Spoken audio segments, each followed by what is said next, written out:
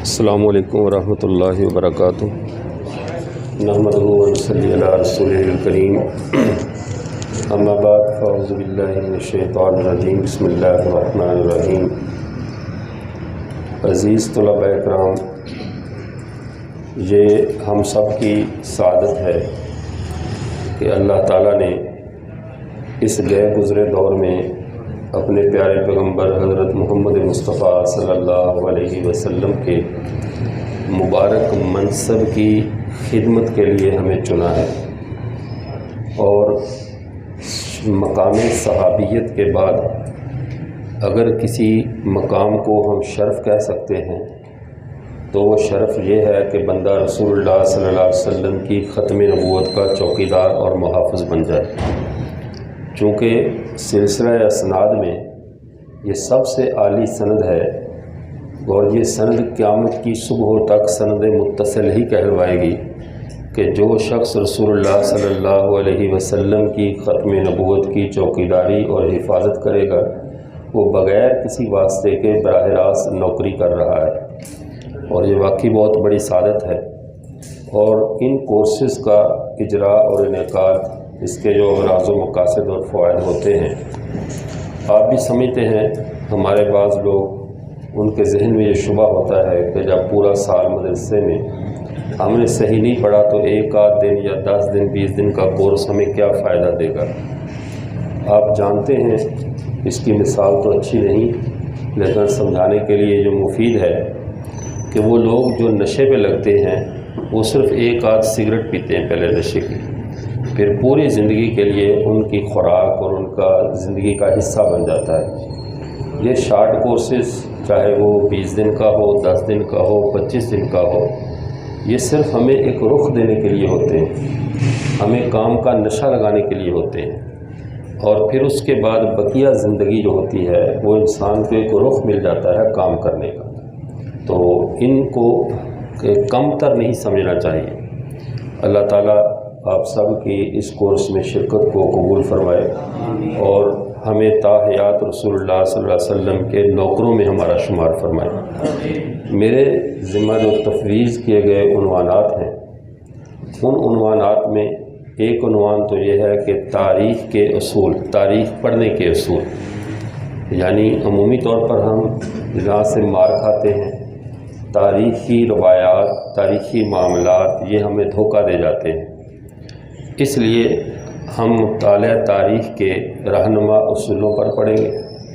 اور دوسری چیز پلورلزم، جو اس وقت کا عصر حاضر کا بڑا مشہور فتنہ ہے اور جس نے پورے مذاہب کو ایک معجون بنا کے رکھ دیا ہے، اس پلورلزم پہ پڑھیں گے۔ تیسری چیز ہم الہاد، اور الہاد کی جو مشرقی اور مغربی صورتیں ہیں، ان صورتوں پہ آپ کے سامنے کچھ چیزیں رکھوں گا، اور وقت اگر بچ گیا تو فری میسن کا جو ہندوستانی مشن ہے، پوری دنیا میں جو فری میسن لابی یہودیوں کی کام کر رہی ہے اور مذہب دشمنی کر رہی ہے تمام مذاہب سے، ان کا ہندوستانی ورژن جو ہے اس کے حوالے سے آپ کے سامنے بھی کچھ معروضات اگر وقت بچا تو انشاءاللہ آپ کے سامنے پیش کروں گا۔ ابھی آپ بات کو سمجھیں تو یہ زیادہ مفید وہی معنی ہے کہ آپ نے جو نوٹس لکھنے ہیں وہ نوٹس آپ کو لکھے لکھائے مل جائیں گے، تو یہ آپ کے لیے آسانی ہو جائے گی یا نہیں۔ اور اس کا اور بھی ہم نے آپ کے لیے آسان حل نکالا ہے۔ وہ بعض ساتھی اپنا واٹس ایپ پر، موبائل پر آپ میسیج کریں گے نا، تو آپ کو یہ فائلز جو ہیں وہ آپ کو واٹس ایپ پر بھی آپ کے نمبر پہ مل جائیں گی، تاکہ کاپیوں کروانے کے چکروں سے بھی آزاد ہوں۔ ٹھیک ہے، تو یہ آسانی ہے نا آپ کے لیے؟ ہاں، تو اب آپ توجہ سے سبق سنیں، لکھنے والا کام بند کریں۔ ٹھیک ہے، ہاں اگر کوئی اضافی بات ہو اس کو نوٹس آپ اپنے لکھنا چاہیں تو اس میں منع بھی نہیں ہے جی، تو اس میں منع بھی نہیں ہے، لیکن جو لکھنا چاہے اپنا فائل، اس کو میں نمبر بتا دوں گا آخر میں، اسی نمبر پہ میسیج کریں گے آپ کو، جو میں پڑھایا سبق آپ کو اس طرح یہ پوری فائل کی شکل میں پورا ڈیٹا آپ کو وہاں مل جائے گا۔ آپ پرنٹ نکال کر رکھ لیں، بعد میں کتاب چھاپنی ہو تو آپ کو یہ بھی ڈال کر اپنے نام پہ چھاپ لیں، میرا نام سائڈ پہ کر دیں۔ یہ یہ الگ بات ہے کہ وہ آتا ہے نا من برکت العلم ینسب القول الی قائلہ، علم کی برکت یہ ہوتی ہے کہ جس کی بات اس کو اسی کی طرف منسوب رکھا جائے، لیکن موجودہ دور میں کینچی بردار محققین کا دور ہے، قلم بردار فوت ہو چکے ہیں، وہ کینچی پکڑتے ہیں ادھر ادھر سے کاٹ چھانٹ کر ایک نئی کتاب تیار کر لیتے ہیں۔ تو آپ کو بھی اس لیے کہ آپ حرام کا ارتکاب کریں تو ہم پہلے آپ کے لیے حلال کر دیتے ہیں، ٹھیک ہے، تاکہ کسی وہ تبلیغی جماعت والے کہتے ہیں نا بھی اپنے سامان کا خیال رکھیں کوئی بھائی گناہ گار نہ ہو جائے نا چوری کر کے، تو ہم آپ کو گناہ سے بچانے کے لیے پہلے آسان راستہ کا آپ کے لیے حلال کر رہے ہیں، ٹھیک ہے، جزاکم اللہ خیر۔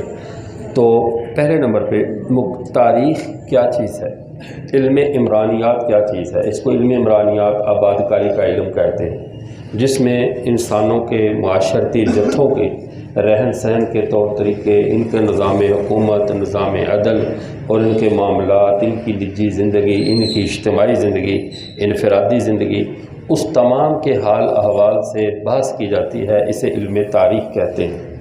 تاریخ کے اندر سب سے بڑا المیہ اور مسئلہ بھی ہے اور خوبی بھی ہے کہ تاریخ دو دھاری تلوار بھی ہوتی ہے اور تاریخ ایک بے رحم سرچ لائٹ بھی ہوتی ہے۔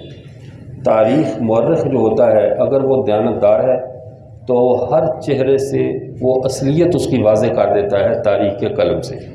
وہ یہ نہیں دیکھتا کہ یہ چہرہ مقدس ہے، وہ یہ نہیں دیکھتا کہ یہ چہرہ مکروہ ہے، بس جو وہ دیکھتا ہے، جو تاریخ کے چیزوں سے، تاریخ کے معاملات سے وہ محسوس کرتا ہے، اس کو بلا کم و کاست سچ کے ساتھ لکھنا یہ مورخ کی ذمہ داری ہے۔ اس نے سچ لکھا یا نہیں یہ الگ موضوع ہے، لیکن مورخ کی ڈیوٹی یہی ہے کہ جو دیکھے، جو چیز اصل ہو اس کو اصل حقائق کے ساتھ پورا سچ لوگوں کے سامنے لے آئے۔ حتیٰ کہ تاریخ اتنی ظالم تلوار ہے جو اوپر چلنے والوں کو تھوڑا سا بھی قدم پھسل جائے تو کاٹ کے رکھ دیتی ہے۔ اس کی ایک مثال آپ کے سامنے عرض کرتا ہوں۔ یہ جس نے تاریخ فرشتہ، جس کو تاریخ ہندوستان کہتے ہیں، ابو القاسم فرشتہ جو تھا، قاسم فرشتہ اس کا نام تھا، اس نے جو تاریخ لکھی ہے، جب اس کو لکھنے کے لیے تاریخ بلوایا گیا سرکاری دربار میں، بادشاہ کا نام میں قصداً چھوڑ رہا ہوں تاکہ اس کا تقدس آپ کی نظر میں برقرار رہے، تو اس نے کہا کہ آپ تاریخ لکھیں ہندوستان کی، تو اس نے کہا میں نہیں لکھ سکتا۔ اس نے کہا کیوں؟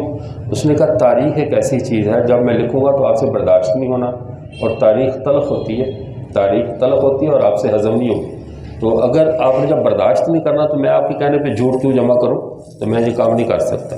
اس نے کہا نہیں آپ لکھیں، سچ لکھیں، میں کروں گا برداشت۔ میرے سے کیا تعلق؟ اس نے کہا ٹھیک ہے، کل میں ایک صفحہ لکھ کر لاؤں گا، ایک صفحہ وہ پڑھ لینا، اس کے بعد آپ فیصلہ آگے بعد میں کرنا کہ میں نے تاریخ لکھنی ہے یا نہیں لکھنی۔ اس نے صفحہ دیا، اگلے دن لکھ کر بادشاہ کے چہرے کے رنگ بدلنے لگے، تیور بدل گئے، کبھی وہ بیٹھ رہا ہے، کبھی اٹھ رہا ہے، اور کبھی پریشان حال، تلوار کبھی نکال رہا اس کو قتل کرنے کے لیے۔ تو وہاں وہ محل میں، دربار میں مجرموں کو قتل کرنے کے لیے وہ پھٹا سا پڑا ہوتا تھا، اس پہ اس نے سر رکھ دیا کہ میرا ساری قلم ہونا ہے۔ لیکن خیر بادشاہ نے بڑے حوصلے سے کام لیا، اپنے غصے کو ٹھنڈا کیا، بیٹھا، وہ پانی کا گلاس پیا، پھر کہنے لگا چلیں آپ تاریخ لکھیں، میں نے برداشت کر لی ہے۔ اب اس صفحے پہ کا گالیاں لکھی ہوئی تھیں، کچھ بھی نہیں۔ کیا لکھا تھا اس نے ایک واقعہ لکھا تھا۔ اس نے کہا کہ آپ کے والد صاحب کا فلاں جنگ میں جو ثلاثی مجرد ہے وہ کٹ چکی تھی، اور آپ کی پیدائش اس کو 2 سال بعد کی ہے۔ سمجھے نا بات؟ اشارہ سمجھ گئے؟ جس بندے کی ثلاثی مجرد و خماسی مزید کی نہ ہو تو نسل کیسے چلے گی؟ تو اس بنیاد پر انہوں نے کہا کہ جب یہ چیز ہے نہیں تو اس کا مطلب ہے کہ آپ کے والدہ کے کس سے، پھر اس نے آگے جرنل کا نام لکھا کہ اس کے فلاں جرنل سے آپ کے تعلقات تھے، آپ اصل میں اس کے بیٹے ہیں، لیکن اس بات کو چھپایا اس لیے گیا کہ تخت کا وارث ڈھونڈنا تھا، تو تخت کے وارث کے طور پر آپ کو برداشت کیا گیا، آپ اس بادشاہ کے بیٹے نہیں ہیں جس کی طرف اپنے آپ کو منسوب کرتے ہیں، اور یہ تاریخی حقیقت ہے۔ جانتا تو وہ بھی تھا کہ یہی تاریخی حقیقت ہے، لیکن جب سچ سامنے آیا تو طبیعت خراب ہو گئی۔ تاریخ یہ بے رحم سرچ لائٹ ہوتی ہے جو یہ نہیں دیکھتی کہ یہ مقدس ہے یا فلاں، تاریخ اس طرح کی چیز ہے۔ لیکن ہمارا المیہ یہ ہوا کہ ہم نے جب تاریخ ہمارے ہاتھ میں لگی تو اتنا گدلا پانی بن چکا تھا کہ جس میں خالص پانی کو تلاش کرنا مشکل ہو گیا تھا۔ اس میں چونکہ ہمارے علماء متقدمین نے، محدثین اور فقہاء نے سب سے زیادہ جس چیز پر محنت کی وہ حدیث کا جمع کرنا ہے، چونکہ اسلام کا دار و مدار کتاب و سنت پر ہے، تاریخ پر نہیں ہے۔ ہمارا حدیث پر دار و مدار ہے، قرآن پر دار و مدار ہے، تاریخ پہ تو نہیں ہے۔ تو جب ایران فتح ہوا تو یہ پوری ایک لابی ہے، پورا ان کا مذہب ہے، اس پر میں آگے تھوڑی سی بات کروں گا۔ یہ پوری ایک طریقہ واردات ہے ان لوگوں کا۔ تو یہ اسلام میں داخل ہوئے ایسے وقت میں جب حدیث پہ بھی کام ہو چکا ہے، فقہ پہ بھی ہو چکا ہے، تفسیر، تو انہوں نے اپنا ایک آزادانہ، اپنا ایک الگ سے تشخص منوانے کے لیے انہوں نے پھر تاریخ کے میدان میں گھوڑے دوڑائے۔ اور یہ کہانی گیر طبقہ تو ویسے ہی بہت ہے، تو انہوں نے ایسی ایسی کہانی، ایسی ایسی تاریخیں گھڑی اور گھڑ کر پھیلا دی کہ تاریخ پر میں یوں کہوں کہ مجموعی طور پر انہوں نے قبضہ کرنے کی پوری کوشش کی۔ بڑے بڑے جلیل القدر جو ائمہ تاریخ تھے، پیچھے جا کر ان کا نسب اٹھا کر دیکھو تو وہ سارے اس طبقے سے جا ملتے ہیں، ٹھیک ہے نا، جن کا کوئی نسب اپنا نہیں ہے، ان کا نسب ان سے ملتا ہے جن کا کوئی نسب نہیں ہے۔ تو یہ ایک المیہ تھا، یہ ایک تاریخ کا۔ انہوں نے پھر رتب و یابس کی، صحابہ سے اپنا بغض نکالا، اہل بیت سے بغض نکالا، اپنی دشمنی کی بنیاد پر انہوں نے ایسے ایسے افسانے گڑھے اور گھڑ کر اس سطح تک بات کو لے آئے کہ گویا کہ اسلام کے اندر دو متحارب گروپ بنا دیے ان لوگوں نے تاریخ کے زور پہ۔ حتیٰ کہ علامہ ابن خلدون رحمۃ اللہ علیہ نے مقدمہ ابن خلدون لکھا، اور یہ مقدمہ ابن خلدون لکھتے وقت انہوں نے اس میں کچھ اصول لکھے تاریخ پڑھنے کے، جو حالات ہوتے ہیں تاریخ کا کیسے مطالعہ کیا جائے، اس میں تاریخ کے جو جھول ہیں ان کو واضح کیا، اور تاریخ نگاری کے واضح اچھے اصول لکھے مقدمہ ابن خلدون میں۔ لیکن اب ابن خلدون رحمۃ اللہ علیہ نے جب خود اپنی تاریخ لکھی تو اپنے اصولوں کا خیال نہیں رکھ سکے۔ اب اندازہ کرو یہ صورتحال۔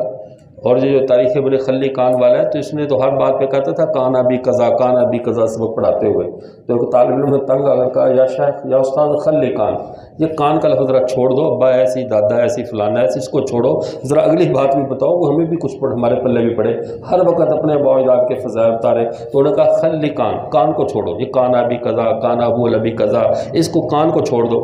اس کا نام ہی تاریخ ابن خلی کان پڑھ گئے۔ یہ دیکھو اٹھا کر ساری روافظ کی روایت اٹھا کر، اکثر سارے مراد بھی اکثر ان کا اور روایات کا، اس طرح تاریخ تبری۔ تو یہ ایک لمبا ایک موضوع ہے، تو میں صرف خلاصہ کلام آپ سے عرض کر رہا ہوں کہ ہم نے تاریخ کے مطالعے میں یہ بات ذہن میں رکھنی ہے کہ تاریخ پہ مسلمانوں کا کام دیگر اقوام سے کمال کا ہے، دیگر اقوام سے بڑھ کر ہے، فن اسماء اور رجال ہے جس میں راویوں کے حالات ہیں، یہ ساری چیز ہے، لیکن ہمارے مذہب کا اصول تاریخ نہیں ہے، یہ بات ذہن میں رکھنی۔ اب آئیے ہم بالترتیب اصولوں کو پڑھتے ہیں۔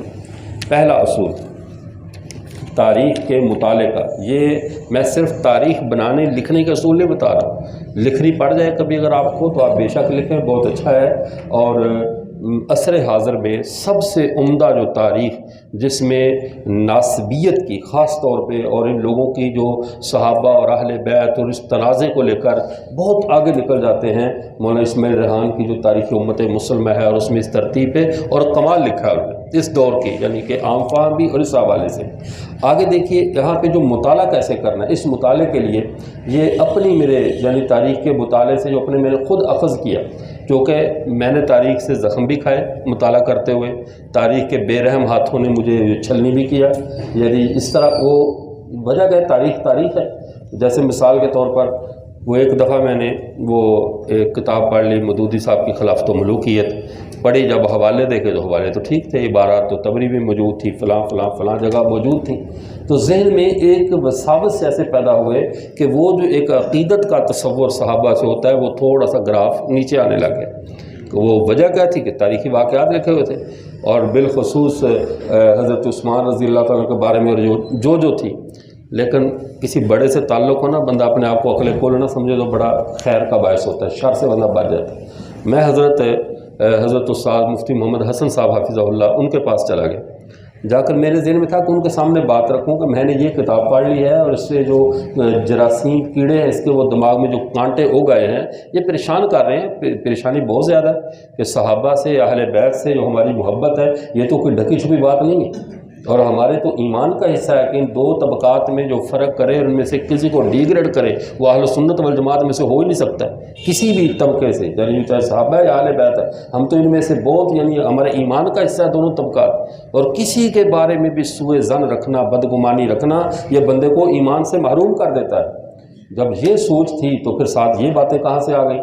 اچھا حضرت کے پاس بیٹھے تو حضرت ماشاءاللہ اللہ نے ان کے پتہ دل پہ اس بات کو القاء کر دیا، جمعے کی نماز سے بعد میں جا کر بیٹھا تو حضرت نے باتوں میں مجھے مخاطب کر کے استاد جی بعض لوگ سانپوں سے کھیلتے ہیں تریاک کھائے بغیر، تریاک کھاتے نہیں ہیں، سانپوں سے چھیڑ چھاڑ شروع کر دیتے ہیں، سیدھی بات، سیدھی ٹو دی پوائنٹ اسی مرض پہ جا کر ہاتھ رکھ دیا کریں گے۔ اسی طرح جیسے بعض لوگ وہ ادھر ادھر کی کتابیں پڑھ لیتے ہیں، صحابہ کے بارے میں بدگمان ہونے لگ جاتے ہیں اور کہتے ہیں تاریخ میں یوں لکھا ہے، بھئی صحابہ تو تاریخ کا موضوع ہے ہی نہیں ہے، تو پھر گلا کس بات کا؟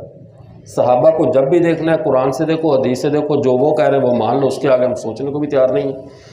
بس پھر بعد میں پوچھا کیسے آئے تھے، میں نے کہا جس کے لیے آیا تھا مسئلہ حل ہو گیا، بتانے کی ضرورت بھی نہیں رہی، سمجھے نا بات؟ تو یہ میں عرض کر رہا ہوں، تو یہ تاریخ کا اصول پھر میں نے اس کے بعد سے حضرت استاد جی کی بات سے اور ادھر کے پھر وہ سارا، چونکہ میں نے درجہ رابعہ میں یہ اور خامسہ دورے کے سال تک تقریباً ابن خلدون وغیرہ یہ ساری اکثر تاریخ کی کتب میں نے پڑھ لی تھی، تو پھر میں نے یہ کچھ 10 موٹی موٹی باتیں اس لیے نکالی کہ ہمارے طلباء کو تاریخ کی کتاب پڑھتے ہوئے نقصان نہ ہو جائے، اس کا ایمان محفوظ رہ جائے، اس کے اعتقادات پہ ضرب نہ پڑے اور اس کے صحیح عقیدے کے ساتھ یہ تاریخ سے فائدہ اٹھا سکے۔ پہلا اصول وہی میں نے مفتی اسد صاحب والی بات کو پہلا اصول بنایا، حضرات صحابہ اور اہل بیت علیہم الرضوان کے حوالے سے کسی بھی سمعی اور بصری لٹریچر سننے والا ہو، دیکھنے والا ہو، مطالعے والا ہو، اس کے مطالعہ سے قبل یہ بات ذہن میں رکھیے کہ یہ شخصیات کو جس محل پہ ہیں وہیں پہ رکھ کے سمجھا جائے گا، جس محل کی ہیں، جس جگہ کی شخصیات ہیں ان کو وہیں رکھ کے سمجھا جائے گا۔ مولانا الطاف صاحب احرار کے مبلغ ہیں، ان کے ساتھ جب معاملہ کرنا ہے بحثیت احرار کے مبلغ کے کرنا ہے، یہ پی ٹی آئی کے کلیکٹر یا پی ٹی آئی کا کوئی ایم پی اے نہیں ہے۔ اب آپ کے علاقے میں سڑک نہیں بنی، اس سے پوچھو بھی آپ کی پی ٹی آئی کے جو ہے وہ سڑک کیوں نہیں بنائی دور حکومت میں، تو یہ ڈیوٹی نہیں کی ہے۔ تو یہ ہاں فلاں جگہ پہ ختم نبوت کا پروگرام نہیں ہوا، فلاں جگہ پہ قادیان پھیل رہی ہے اور وہ علاقہ آپ کا، اس کے ذمہ دار یہ ہے، لیکن آپ کی سڑکیں کیوں نہیں بنی، گٹر کیوں ابل رہے ہیں، یہ ذمہ داری ان کی نہیں ہے۔ تو جو شخص جس منصب کا ہے اس کو اسی منصب پہ رکھ کر دیکھنا ہے۔ تو تاریخ کا پہلا اصول جو ہمارے معتقدات ہیں، بقیہ شخصیات کی بات نہیں میں کر رہا، معتقدات جن سے ہمارا عقیدہ وابستہ ہے، ہماری عقیدت وابستہ ہے، وہ حضرات صحابہ ہیں اور حضرات اہل بیت ہیں۔ ان کے متعلق کسی بھی قسم کی کوئی کتاب، کوئی لٹریچر جب بھی دیکھو تو پہلے ذہن میں رکھو صحابہ کی تصویر یا اہل بیت کی تصویر جس فریم میں فٹ ہے وہ فریم قرآن اور حدیث کا ہے، اس فریم سے نکال کر تاریخ کے کوڑے دان میں رکھ کر ان کو نہیں دیکھنا، تاریخ کے کچرے سے صحابہ کو نہیں پرکھنا۔ تو تاریخ لکھی ہے عام انسانوں نے، عام انسانوں کی باتیں خاص انسانوں کے بارے میں قابل قبول نہیں ہوتی، کیونکہ وہ خاص ہیں، ان کا جو اللہ کے ہاں مقام ہے اس رتبے کو عام آدمی بہت پہنچے گا۔ ابھی پوتے سے تو دادا پوچھ سکتا ہے کہ تو نے یہ کام کیوں کیا، لیکن پوتا دادے سے نہیں پوچھ سکتا کہ بابا جی آپ نے اپنی شادی پہ آتش بازی کیوں کی تھی، بھی تیری کیا حیثیت ہے، بڑوں سے پوچھیں۔ اللہ کی پوری مخلوقات میں جو سب سے بڑے ہیں وہ جناب محمد رسول اللہ صلی اللہ علیہ وسلم ہیں، اور ان کے بعد اگر امت میں کوئی بڑے ہیں تو یہ خاندان ہے جسے صحابہ اور اہل بیت کا خاندان کہا جاتا ہے۔ باقی ساری امت اس سے نیچے، کوئی امت کا فرد صحابہ اور اہل بیت سے اوپر نہیں ہے، چاہے وہ کروڑوں امام اعظم ابو حنیفہ، امام شافعی، امام مالک، احمد بن حنبل جیسے لوگ بھی مل جائیں، کسی ادنا سے ادنا صحابی کے رتبے کی خاک کو بھی نہیں پہنچ سکتے۔ یہ ہمارا ایمان ہے یا نہیں؟ جب ایمان یہ ہے ہمارا تو وہ درجے میں سب سے بلند تر لوگ ہیں، تو پست تر لوگوں کو یہ حق نہیں ہے کہ ان کی ذات کے بارے میں تنقید کرے کہ یہ کام کیوں ہوا، یہ کیوں کیا گیا، یہ کس نے کیا۔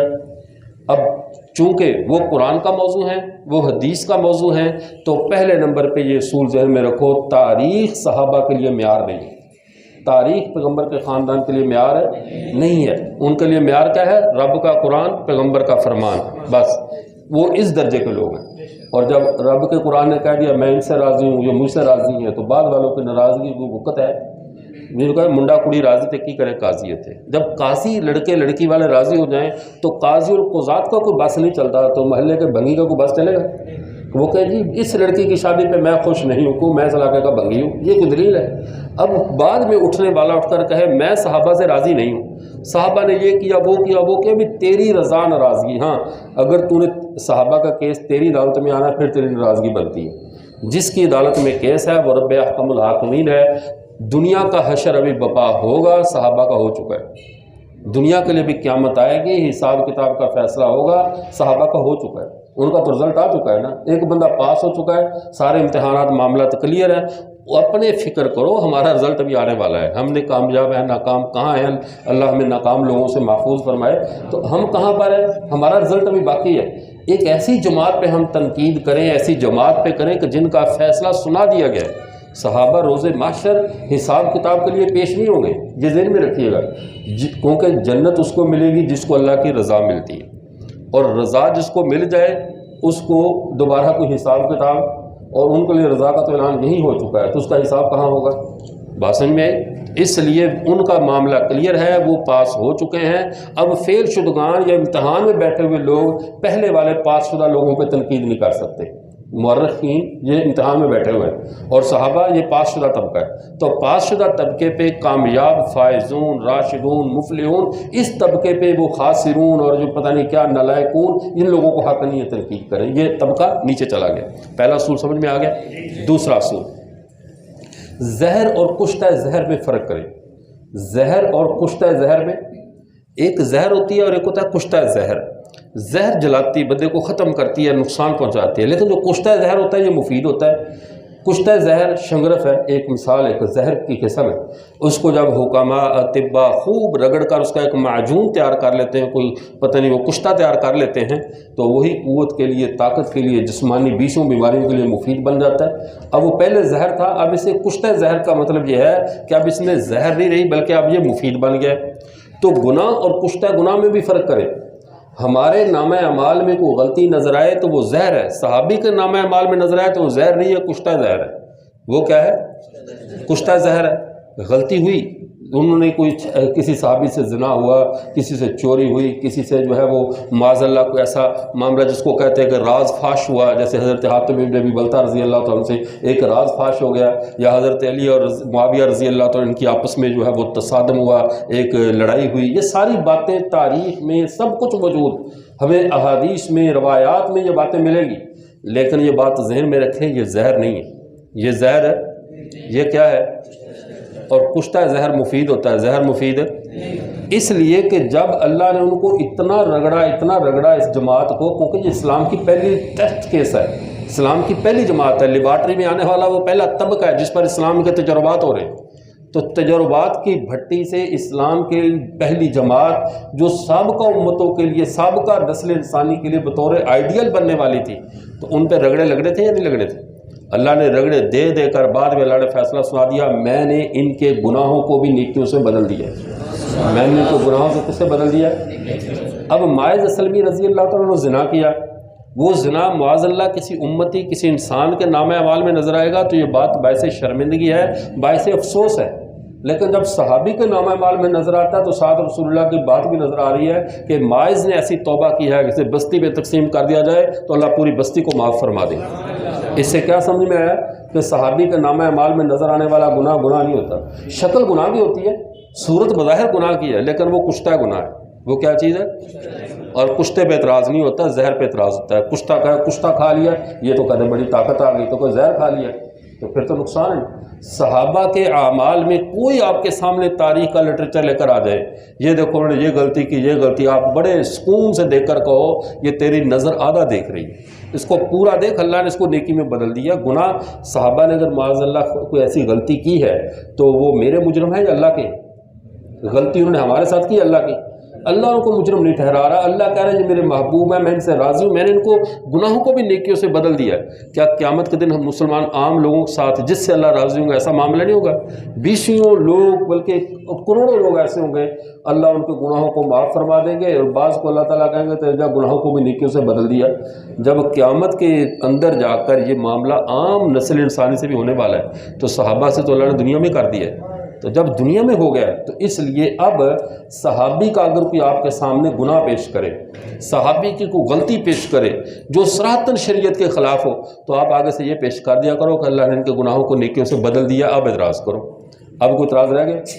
یہ تاریخ میں یہ غلطیاں آپ کو نظر آئیں گی۔ مورخ کا کام کیا ہوتا ہے؟ جو بات دیکھی اس نے لکھ دینی، اسے نہیں غرض اس سے کسی کا اعتقاد ٹوٹ رہا ہے، اسے نہیں غرض کہ اس سے کسی کا نقصان ہو رہا ہے اعتقاداتی، اسے اس سے غرض نہیں ہوتی، اس نے جو رتب و یابس جو الگم بلغم سنی وہ اس نے جمع کر دینی ہے کتاب میں۔ لیکن آپ نے اسے مار نہیں کھانی، آپ نے اس کے سامنے ایسے چست ہو کر بات سنی اور کہہ دی یہ تاریخ کا سارا کچرا سچ بھی تسلیم کر لو، تب بھی میرے رب کا فیصلہ حرف آخر ہے کہ وہ انہوں نے غلطی اگر کی ہے، ان سے خطا ہوئی ہے تو اللہ کے معاملے میں ہوئی ہے، اور اللہ نے اپنے معاملے کی وجہ سے ان کے گناہوں کو نیکیوں سے بدل دیا، اب وہ گناہ نہیں ہے، وہ کشتہ گناہ ہے، ہمارا اعتراض ختم ہو گیا۔ ٹھیک ہے، آگے تیسرا اصول، جرح و تعدیل کے جو مسلمہ اصول ہیں ان اصولوں کو کبھی نظر انداز نہیں کرنا۔ ہمارے ہاں جرح و تعدیل کے جو اصول ہیں نا، آپ دور حدیث میں تو خیر بعد میں تخصص تو نہیں ہوتا، جو اسماء الرجال کا فن پڑھا جاتا ہے اس میں اصول ہے کہ من ثبتت عدالتہ و ثقاہتہ، جس شخص کی امامت ثقاہت اور عدالت ثابت ہو جائے، لم یقبل فیہ جرح لو مفسرہ، اس کے بارے میں جرح قابل قبول نہیں ہوتی چاہے وہ جرح مفسر ہی کیوں نہ ہو۔ یہ ایک جرح کا اصول ہے، کسی پہ تنقید کا اصول ہے کہ جس شخص کی امامت عدالت ثقاہت ثابت ہو جائے، اس اصول کو امام ابو حاتم رازی رحمۃ اللہ علیہ نے اس میں لکھا ہے اپنی تاریخ ابن ابی حاتم رازی الجرح والتعدیل اپنی کتاب میں لکھا ہے، اور اس دیگر تمام اسماء الرجال کے ماہرین نے لکھا ہے کہ جس شخص کی عدالت ثقاہت اور امامت ثابت ہو جائے، ان من ثبتت امامتہ و عدالتہ و ثقاہتہ لم یقبل فیہ جرح لو مفسرہ، اس کے بارے میں جرح مفسر مبین السبب بھی قابل قبول نہیں ہوتی، اس لیے کہ وہ وقت کا امام ہے، عادل ہے، ثقہ ہے، اب اس پر کسی کی جرح قابل قبول ہے۔ یہ اصول عام لوگوں کے بارے میں، عام محدثین ائمہ فقہاء کے بارے میں۔ اور اسی طرح انہوں نے دوسری جگہ پہ یہ لکھتے ہیں کہ جس کی عدالت ثقاہت ثابت ہے، وقصر مادہ و نظر جارح، جس کی مدح کرنے والے زیادہ ہو جائیں، مذمت کرنے والے کم ہو جائیں، وَهُنَاكَ قَرِينَةٌ دَالَةٌ عَلَىٰ أَنَّ الْجَرْحَ مِن تَعَصُّبٍ مَذْهَبِيٍّ أَوْ مِنْ غَيْرِهِ، اور وہاں پر ایک ایسا قرینہ بھی موجود ہو کہ یہ جو جرح کرنے والا ہے یہ جرح تعصب مذہبی کی وجہ سے کر رہا ہے، اس کا مذہب نہیں ملتا، مسلک نہیں ملتا، اس لیے ٹاٹر کر رہا ہے۔ اب یہ جرح کا قرینہ بھی موجود ہونا کا قرینۃ دالۃ علی ان الجرح من تعصب مذہبی او من غیرہ، یہ تعصب مذہبی کی وجہ سے جرح کر رہا ہے یا کسی اور وجہ سے یہ خام خواہ تنقید کر رہا ہے، لم یلتفت الیہ، ہم اس کی طرف بالکل التفات نہیں کریں گے، ہم اس کی طرف دیکھیں گے بھی نہیں۔ کیوں؟ ما من امام الا وقد طعن فیہ الطائرون وہلک فیہ الہالکون، کوئی امام ایسا نہیں ہے جس پہ جرح نہ ہوئی ہو، کوئی محدث ایسا نہیں ہے جس کے بارے میں لوگ ہلاک نہ ہوئے ہو تنقید کر کے، اس لیے ہر تنقید قابل قبول ہے۔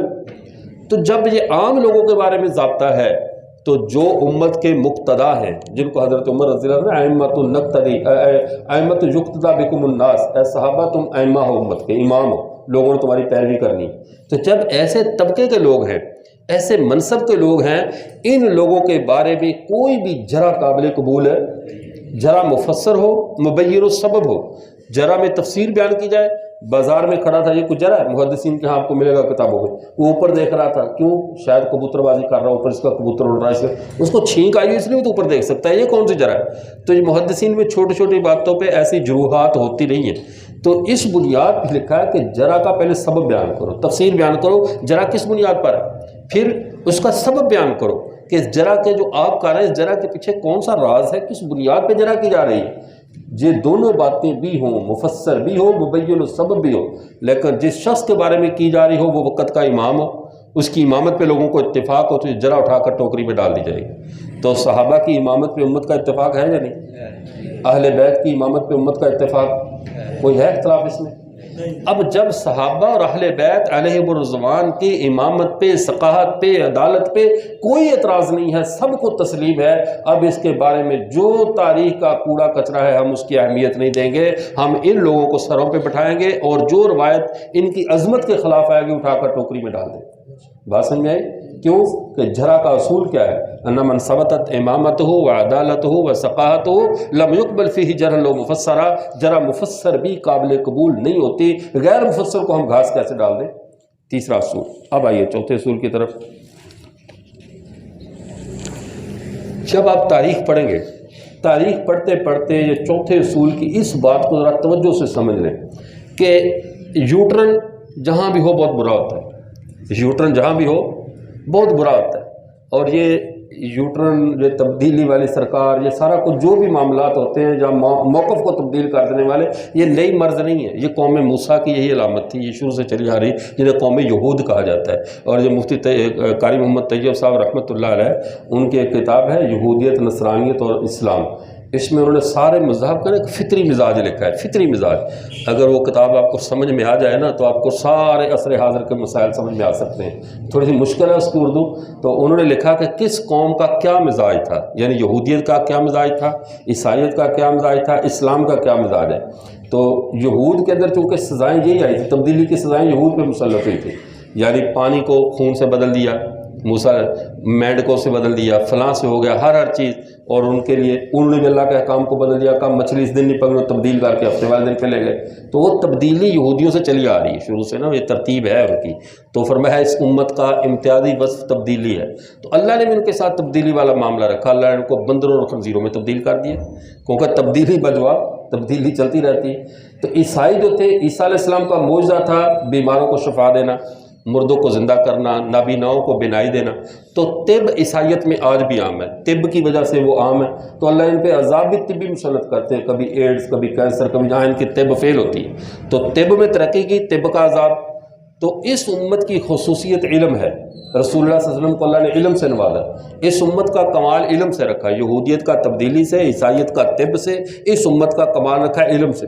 اس لیے اس امت پہ فتنے بھی علمی مسلط ہوتے ہیں، ہمارے اوپر وبائیں بھی علمی آتی ہیں، علمی وبائیں نا، نئے نئے فتنے دیکھو نا، روز کبھی کلمی کافر، کبھی تخمی کافر، ہر طرح کے لوگ حملہ آور رہتے ہیں۔ کوئی تخم سے بے ایمان ہوتے ہیں، کسی کی قلم کاری کر کے وہ پیوند کھاری کر کے بے ایمان بنایا ہوا ہوتا ہے، وہ حملہ آور ہو جاتا ہے۔ تو ہمیں ہر طرح کے علمی فتنوں سے ہمارا سامنا ہوتا ہے۔ ہماری آزمائش علم کے ساتھ ہے، عیسائیت کی آزمائش طب کے ساتھ ہے، یہودیت کی آزمائش تبدیلی کے ساتھ ہے، ٹھیک ہے۔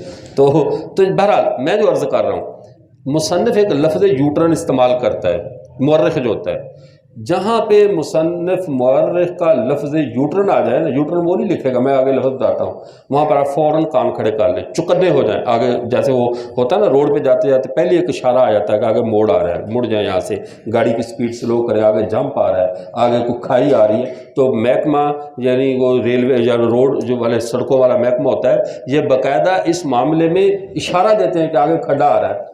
آپ تاریخ کی سڑک پر چلتے چلتے جہاں پہ الفاظ یوٹرن آ جائے نا تو آپ سمجھے آگے کھڈا آ رہا ہے، آگے مصنف یا تو کچھ چوڑ مارنے لگا ہے، یہاں پر یا اپنے عقیدے کا بیڑا غرق کرنے لگا ہے، یا ہمارے عقیدے کا ستیہ ناش کرنے لگا ہے۔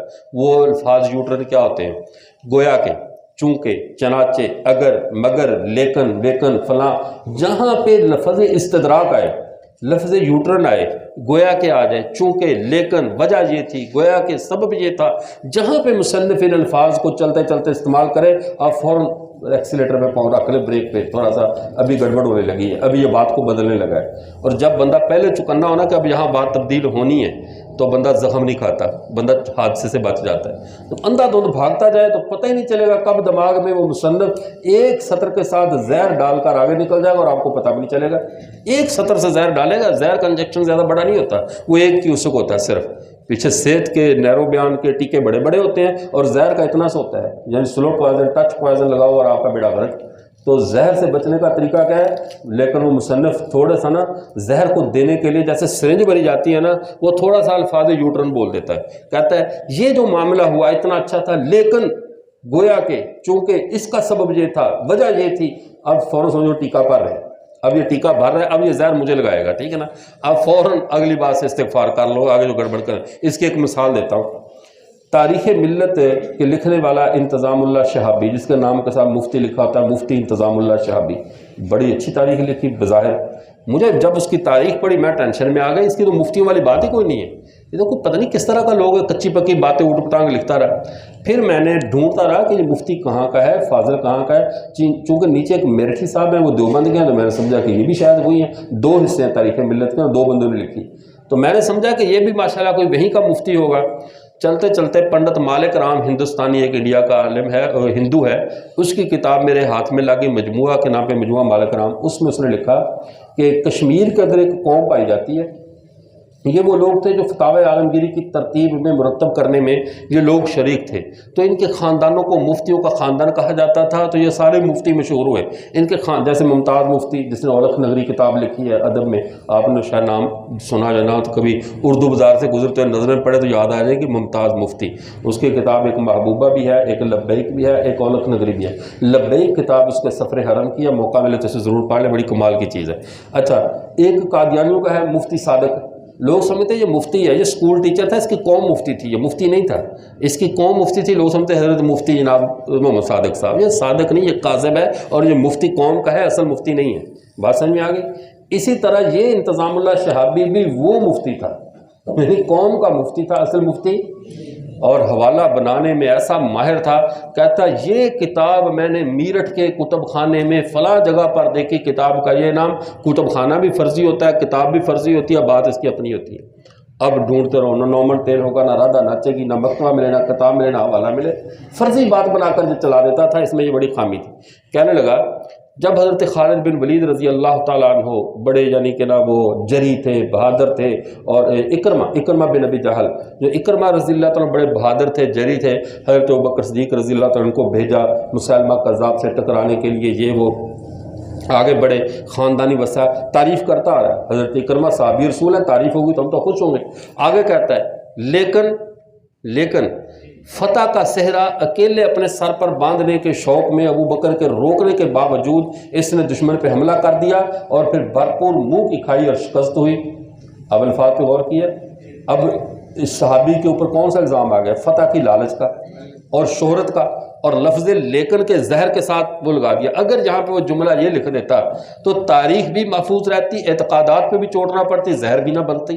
اگر یہ لکھ دیتا کہ حضرت اکرمہ رضی اللہ تعالیٰ عنہ جب وہ سامنے گئے اور دشمن ختم نبوت کو سامنے دیکھا تو حضرت ابوبکر کی نصیحت یاد نہ رہی، حضرت ابوبکر صدیق کی نصیحت ہے، اور ایمانی غیرت میں اس پر ٹوٹ پڑے، لیکن تدبیر کی کمی کی وجہ سے نتیجہ فتح کا ماسوہ نکلا۔ اس میں تو کوئی اعتراض نہیں تھا کہ تدبیر نہیں تھی، ابوبکر نے منع کیا تھا، لیکن ایمانی غیرت کی وجہ سے ٹوٹ پڑے۔ اس نے بجائے ایمانی غیرت بنانے کے اس کو کیا بنا دیا؟ لالچ بنا دیا، کہ فتح کا لالچ میں۔ تو جہاں پہ مصنف گویا کے چونکے چنانچے، اسی طرح جو گبن ہے ان کا مورخ ہے استشراقیوں کا سب سے بڑا، اس نے لکھا صحابہ کرام نے ایک زور سے نعرہ لگایا اور محل کی دیواریں ٹوٹ گئیں، اور یہ تو یہ فتح ہے، صحابہ کی ایک کرامت ہے۔ تو اب اس سے یہ تعریف ہضم نہیں ہوئی، تعریف ہضم نہیں ہوئی۔ اب اس کو کیسے گھما رہا ہے کہ اللہ سے توجہ ہٹ جائے، صحابہ کی عظمت سے ہٹ جائے۔ کہتا ہے صحابہ نے نعرہ لگایا، قلعے کی دیواریں ٹوٹ گئیں، صحابہ کو فتح ہوئی، اور کہہ رہا ہے اور چونکہ فریکوینسی کا اصول یہ ہے کہ جب ایک جیٹ طیارہ یا فائٹر طیارہ گزرتا ہے تو اس سے ساؤنڈ سے ایسا ارتعاش پیدا ہوتا ہے کہ شیشے کھڑکیاں ٹوٹ جاتے ہیں عموماً۔ تو صحابہ نے چونکہ ایک دشا میں ایک رخ میں کھڑے ہو کر نعرہ لگایا تھا، تو وہ ساؤنڈ فریکوینسی کے زیادہ ہو جانے اور پہاڑوں میں یکدم گونج پیدا ہو جانے سے ایسا معاملہ ہوا کہ دیواریں ٹوٹ گئیں۔ نہ صحابہ کی کرامت ہے، نہ اللہ کا کوئی اس میں عمل دخل ہے، بس یہ ساؤنڈ فریکوینسی تھوڑی سی زیادہ ہوگی، ڈیپتھ زیادہ چھوڑ دیا گیا، یا سمجھو جہاز گزرا اور اس طرح۔ اب بات کیا کی؟ اصل میں دیکھو جو مخفی زہر ہے، اوپر سے تاریخ کا دامن رکھا، نیچے سے اپنا وہ گند بھی ڈال دیا کہ یہ کوئی ان کا کمال نہیں ہے، کوئی بھی 10-15 بندے کھڑے ہو کر نعرہ مارو تو ہو ہی سکتا ہے۔ اب مار کے دکھا دو تم، اتنے تم میں تمہارے بھی وہی منہ ہیں، وہی زبان ہے، تم کو قلعے کی دیوار توڑ کر دکھاؤ۔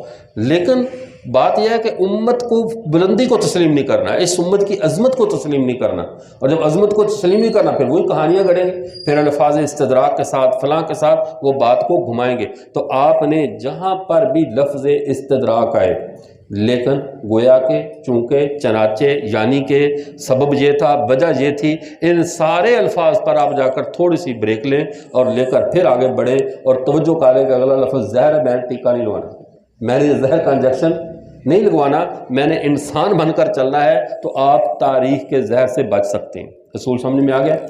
آگے 5 نمبر اصول، مصنف سے پہلے مصنف کو پڑھنا، مورخ سے پہلے مورخ کو، تاریخ سے پہلے مورخ کو پڑھنا، یہ ضروری ہے۔ پہلے حالات مصنف، یہ ہماری کتابوں میں چلتے ہیں مصنف کے حالات، ہمارے حالات مصنف سے مراد تعریفات ہی ہوتی ہیں، تعریفات بہت اچھا ہے، حضرت ماشاءاللہ بچپن میں حافظ قرآن بن گئے تھے. ہمارے یہی ہے کتاب پہ تقریض لکھنے کے لیے کسی کو دو، وہ سمجھا صرف تعریف ہی لکھنی ہے. تقریض کا مطلب تنقید ہوتا ہے کہ اس کتاب میں کوئی کمی بیشی ہے تو بتاؤ، اس میں کوئی کوتاہی ہے تو واضح کرو تاکہ یہ کوتاہی ختم ہو جائے. لیکن اگر تنقید لکھو نہ مصنف راضی ہوتا نہ لکھنے والا راضی، مصنف بھی ناراض ہو جاتا ہے کہ میری کتاب کا بیڑا غرق کرتا ہے. اب وہ ایک آدمی نے نا وہ ایک کتاب لکھی پشاور میں، تو لے کر آئے میرے پاس تقریض لکھنے کے لیے. تو کہہ لگا حضرت اس پہ تقریض لکھ دے. تو اس میں نا عنوان ہی ایسا تھا ضرب المدہوش علی راس الپاپوش، پتہ نہیں کہ میرا جوتا اس مدہوش کے سر پہ. تو عربی میں بنا کے لکھا ہوا بڑا اوٹ پٹانگ تھا. میں نے کتاب کا مقدمہ پڑھ کر ہی میں نے کہا حضرت آپ کا دنیا تصنیف پہ بہت بڑا ایک احسان ہوگا اگر آپ کر دیں. تو بہت خوش ہوا. جی حضرت فرمائیں کیا؟ میں کہا آپ نہ لکھا کریں. آپ کا یہ احسان ہے کہ آپ نہ لکھا کریں. یہ کیا لکھا ہے؟ آپ اپنا منصب دیکھو اور اس بندے کا منصب دیکھو. لاکھ تمہارا مخالف ہے تمہارے ساتھ، لیکن کیا یہ طریقہ ہے علمی اہل علم کا یہ انداز ہے جو آپ نے اختیار کیا ہے؟ تو یہ آج کل مصنف ہر بندے، اور یہ حدیث مبارکہ مسند احمد ابن حنبل میں موجود ہے. آپ صلی اللہ علیہ وسلم نے جو علامات قیامت بیان فرمائی نا، علامات قیامت میں سے آپ نے فرمایا وفش القلم، لکھنے کا فتنہ عام ہو جائے گا. ہر بندہ مصنف بننے کے شوق میں، قلم عام ہو، لکھیں گے لوگ دڑا دڑ، جو منہ میں آیا بس گھوڑا کیسے دوڑتا ہے دگڑ دگڑ کتابیں لکھتے چلے جائیں گے.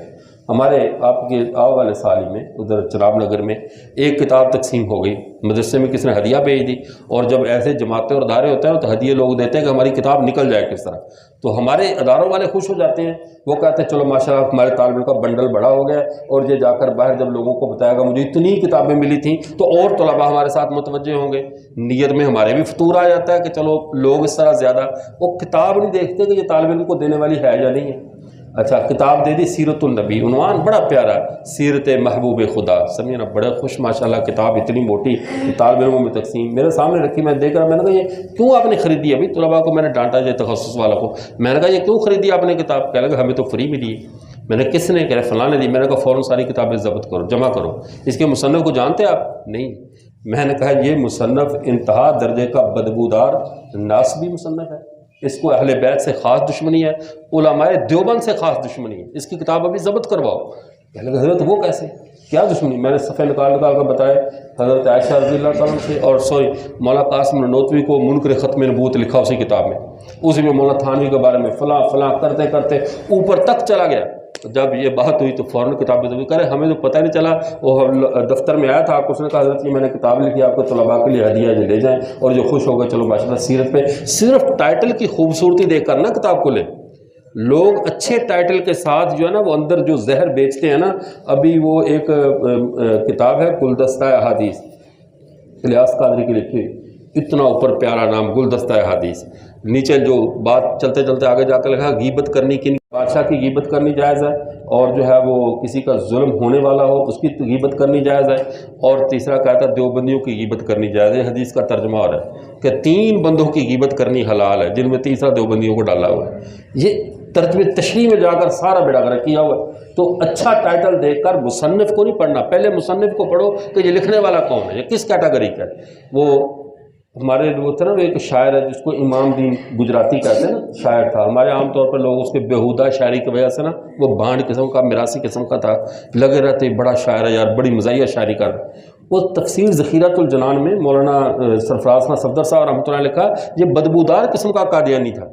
اب چل رہا ہے ہمارے ہاں ایک نورانی قاعدہ چلتا ہے، ایک یسرنا القرآن چلتا ہے. وہ آپ نے پڑھا یسرنا القرآن کو؟ دیکھا دیہاتوں میں چلتا ہے. اس کا مصنف قادیانی، اس یسرنا القرآن کا مصنف قادیانی ہے. دارالعلوم دیوبند کا اس پہ فتویٰ موجود ہے کہ اس کی بجائے آپ نورانی قاعدہ اور دوسرا پڑھیں، یہ قادیانی کا لکھا ہوا ہے.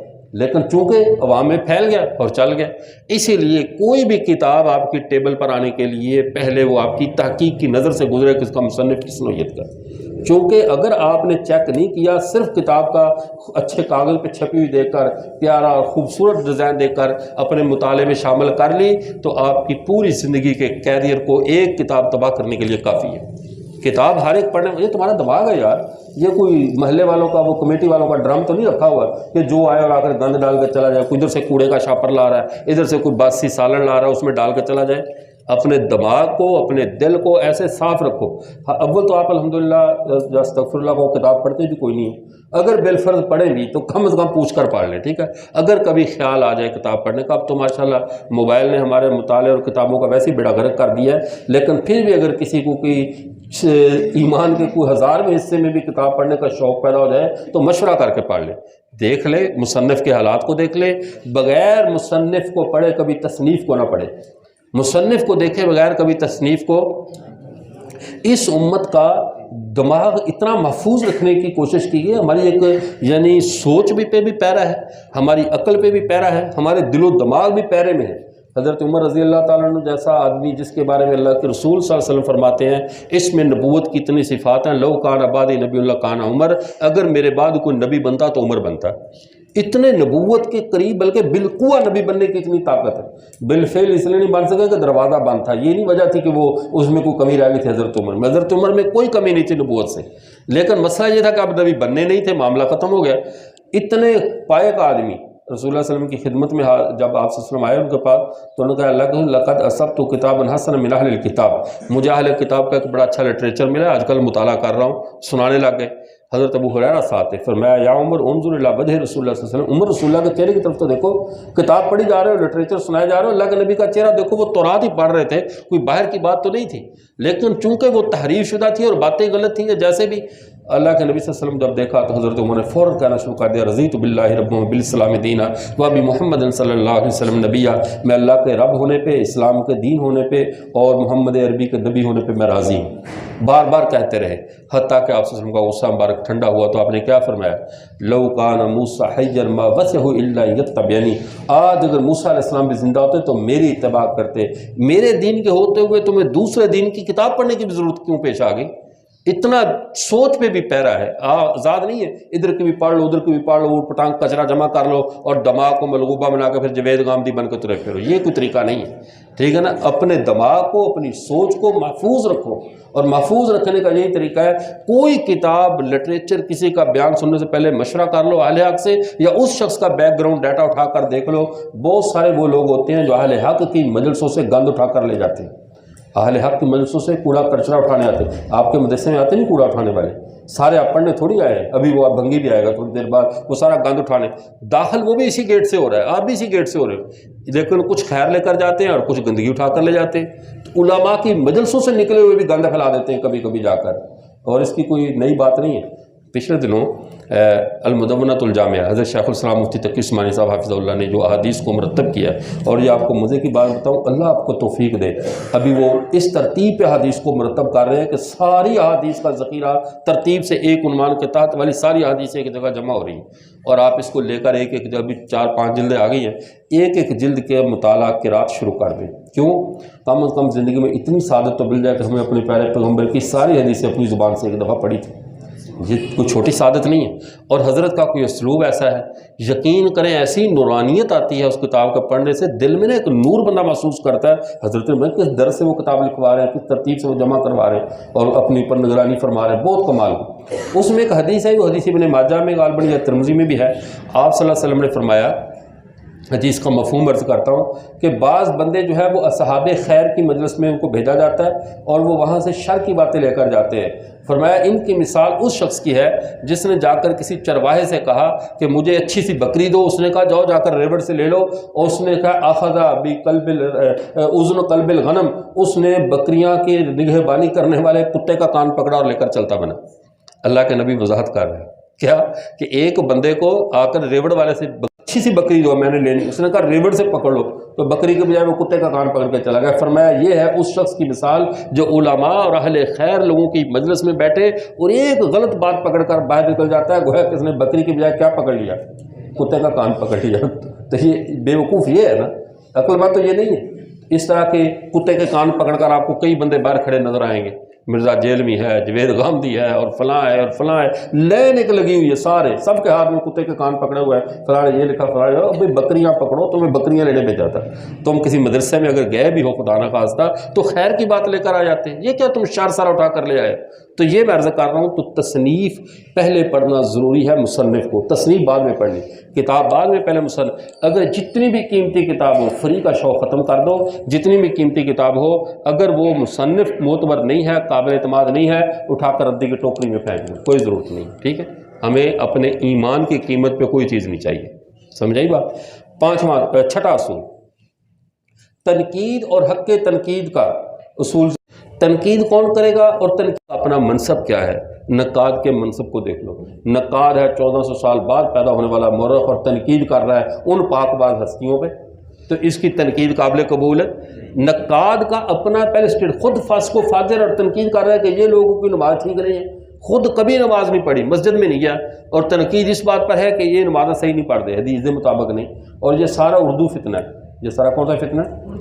مفتی حسن صاحب فرماتے ہیں کہ اگر گورنمنٹ ساری اردو کی دینی کتابیں ضبط کر لے، سارے فرقے اپنی موت آپ مر جائیں گے، وہی باقی رہیں گے جو کتاب و سنت کو عربی زبان میں جانتے ہیں۔ سارے ایک ادھر سے پمفلٹ لکھ رہا ہے، ادھر سے لکھ رہا ہے، پڑھ کر لوگوں کے دماغ خراب کر رہے ہیں۔ تو عام طور پہ ہوتا کیا ہے، لوگوں نے ایک بات سنی، اس کو آگے بیان کرنا شروع کر دیا، اور حدیث مبارکہ میں ہے کہ تم میں سے کوئی یعنی جھوٹا ہونے کے لیے انسان کی اتنی بات کافی ہے کہ جو کفا بالمرء کذبا یحدث بکل ما سمع، جو سنا اس کو آگے بیان کرنا شروع کر دے، یہ بندہ جھوٹا ہوتا ہے۔ ہر سنی سنائی بات آگے بیان کرنے والی نہیں ہوتی۔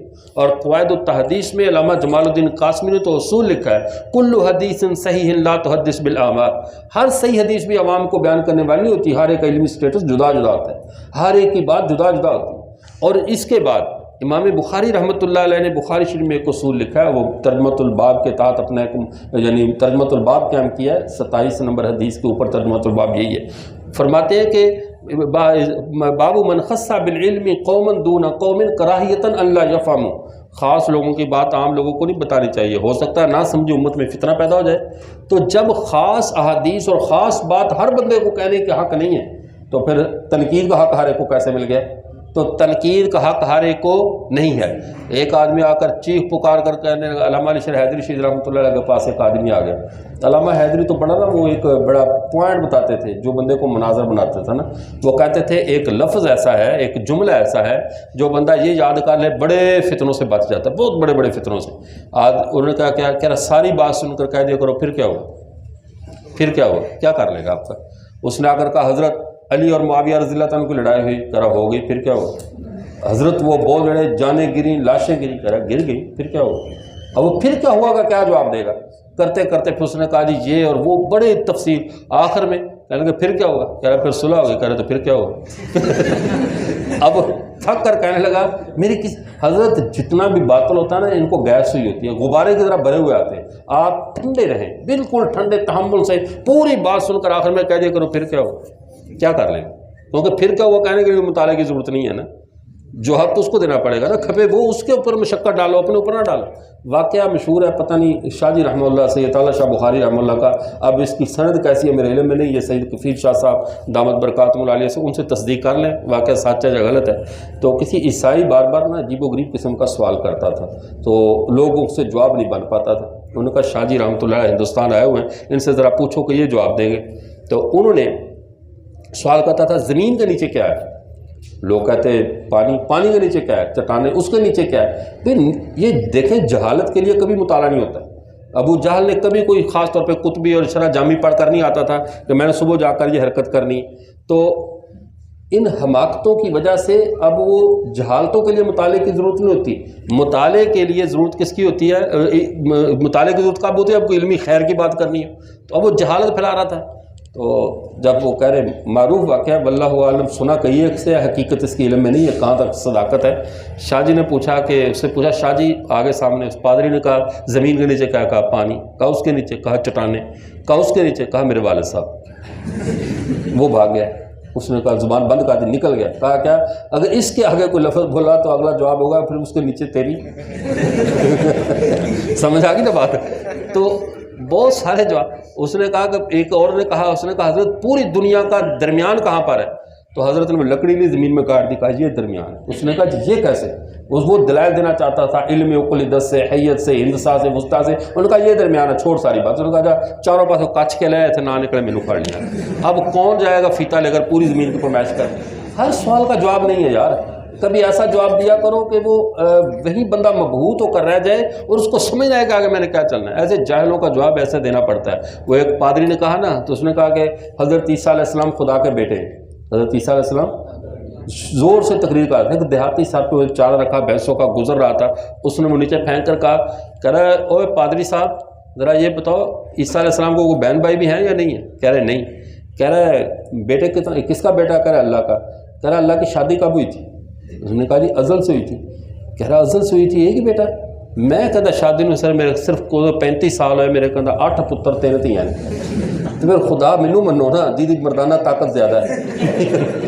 میری مردانہ طاقت زیادہ ہے نا کہ میرے 8 بچے 3 بیٹیاں 11 بچوں کا باپ ہوں, شادی کو بھی 25-30 سال ہوئے ہیں, اور خدا کی ازل سے ہوئی ایک ہی بیٹا. کوئی دوائی شوائی لو. جڑا تسی خدا بنایا اپنا مفروضہ خدا, اپنا تمہارا جو وہ ہمارے خدا کا تو یہ بیٹا نہیں ہے. اللہ ہمارا خدا تو لم یلد ولم یولد ہے. یہ اس کی جاہلانہ باتوں کا جواب. تو پادری کے پاس صاحب بھاگنے کو چارہ کار تھا. اس نے کہا کہ نہیں, اللہ کی ذات کے لیے اولاد کا ہونا عیب ہے. اس نے کہا پھر ایک ہونا کی ہے. جب عیب ہے اللہ کی ذات کے لیے, کثرت اولاد عیب ہے تو قلت اولاد عیب نہیں ہے. تو جو کثرت عیب ہے وہاں قلت بھی عیب ہے. اور اگر نہیں ہے تو پھر سرے سے نہیں, اگر ہے تو پھر ایک ہی کیوں ہے؟ میرے اتنے ہیں اور جو میں ذمہ دار سا آدمی, اتنی خوراک بھی نہیں ہے. کائنات کا مالک ہے, ازل سے شادی ہے تو پتر ہی کوئی. ٹھیک ہے نا. تو یہ بسا اوقات ایسے جواب ہوتے ہیں مسکت, دشمن کا منہ بند کرنے والے. تو اب یہ پرچی آئی ہے کہ مرزا جیلمی کی مولانا طارق جمیل صاحب تعریف کرتے ہیں. تو میں نے پہلے اصول کیا, تنقید اور حق تنقید, تعریف اور حق تعریف, یہ بھی ذہن میں رکھے. اس کے ضمن میں یہ بات بھی ہے کہ تعریف کون کر رہا ہے یہ بھی دیکھ لو. تعریف کرنے والے کو یہ حق ہے, ان کا شعبہ نہیں ہے مولانا طارق جمیل صاحب کا. وہ پیدا ہی تعریف کے لیے ہوئے ہیں, چاہے وہ عمران خان کی ہو چاہے کسی کی ہو. اللہ نے اس تبلیغ کے شعبے کو رکھا یہ ہے کہ وہ پلستر ہی کرنا ہے. بس جس کو کہتے ہیں تیل لگا کے رکھنا ہے, محبت سے پیار سے کسی طرح کو راہ راست پر آ جائے. تو سمجھ آئی بات. تو ان کا شعبہ ایسا ہے. ہاں جب ڈاکٹر کے پاس جاؤ گے تو ڈاکٹر تعریف نہیں کرتا. والدین نے تو یہی کرنا ہوتا ہے نا, ہاتھ پہ پھوڑا وغیرہ, نہیں پت ماشاء اللہ پھونک ماریں گے ٹھیک ہو جائے گا. درد تو تب ختم ہوگا ڈاکٹر آپریشن کرے گا. اگر ڈاکٹر بھی یہی کام شروع کر دے, نہیں ٹھیک ہے ماشاء اللہ, تو مرض تو پھیل جائے گا نا. تو امت مسلمہ مرزا جیلمی سے ڈاکٹر والا کام کر رہی ہے اور مولانا طارق جمیل صاحب ماں والا کام کر رہے ہیں. وہ پیار کر رہے ہیں, ان کو کرنے دیں, ان کا اپنا شعبہ ہے. ہمارا وللناس فی ما یشکون مذاہب. ٹھیک.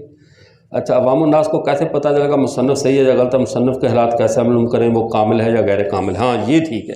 عمومی طور پہ حضرت مولانا زکریا صاحب رحمۃ اللہ علیہ اس کا بہت اچھا جواب دیا ہے, فضائل اعمال والے. انہوں نے فرمایا پہلے اس کا حلقہ احباب کو دیکھ لو. پیر پکڑنا ہے تب حلقہ احباب کو دیکھ لو, کسی کو کامل ماننا ہے تب بھی دیکھ لو کس درجے کا ہے, کہ اس کے ارد گرد لوگ کیسے ہیں, اس کو پسند کرنے والے لوگ کیسے ہیں. اگر اس کے اوپر بڑے بڑے علماء اس سے استفادہ کر رہے ہیں, اس سے فائدہ اٹھا رہے ہیں, سمجھ لو یہ بندہ کام کا ہے. اور اس کو کوئی منہ نہیں لگا رہا, بالکل غیر معروف ہے, تو کم از کم عوام الناس کو اللہ نے زبان تو دی ہے نا, عقل دی ہے. کسی عالم سے پوچھ لیں. پہلے ہوتا تھا عالم شہر میں ایک آدھ ہوتا تھا, اب تو اللہ کے شکر سے علم اتنا عام ہو گیا, اینٹ اٹھاؤ تو عالم نکلتا ہے, نہ اٹھاؤ تو اینٹ کے اوپر بیٹھا ہوتا ہے. ایسے ہے یا نہیں؟ اللہ نے اتنے علماء اور عام کر دیے, اتنا علم کو عام کر دیا ہے. اس لیے اب یہ عذر نہیں ہے کہ ہم کس سے پوچھیں. کسی سے پوچھو اگر اس کو نہیں پتا وہ کسی سے پوچھ کر بتائے گا. اب جہالت عذر نہیں رہا. ٹھیک ہے جی, آگے چلیں. 7واں اصول, لغزشوں کو وقفہ کرنے میں ہم کوشش کرتے ہیں اسی نشست میں 10 اصول مکمل کر لیں. پرچیاں آپ رکھتے جائیں, اگر فوری ہوگی تو اسی اصول کے متعلق ہو تو اسی اصول کے تحت جواب آ جائے گا, اگر بعد میں ہوگی تو بعد میں آ جائے گا. ٹھیک. اچھا, لغزشوں کو متعلقہ افراد تک محدود رکھیں. لغزش کو متعلقہ فرد تک, کسی فرد واحد کی لغزش کو پورے قبیلے کی لغزش نہیں بنایا جائے گا, الا یہ کہ وہ اس پہ راضی ہوں. اللہ یہ کہ وہ اس پہ فرد واحد کی لغزش غلطی اسی متعلقہ فرد تک محدود رہے. ہمارے ہاں جو مورخین تھے وہ زیادہ تر فارسی تھے, ایرانی تھے. انہوں نے اگر بعض مقامات پہ کوئی بات آئی تو اس کو اٹھا کر پورے خاندان پہ پوری بات کو تنقید کا نشانہ بنا دیا.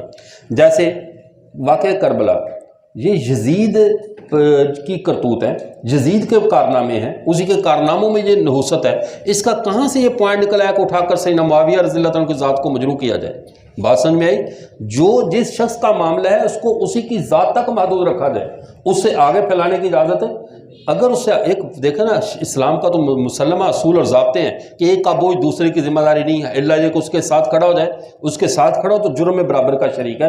تو متعلقہ غلطیوں کو جس شخص کی تاریخ میں نظر آ جائے اسی متعلقہ شخص کی ذات تک رکھ کر اس کو جو ہے وہ چیک کیا جائے گا، پورے طبقے اور کے لیے اس کو اصول رسول نہیں بنایا جائے گا۔ اگر پورے طبقے کے لیے اصول رسول بنائیں گے، اسی پر خیمہ لگا کر نئی عمارت بنانی شروع کر دیں گے تو ہمیں دھوکہ ہو جائے گا۔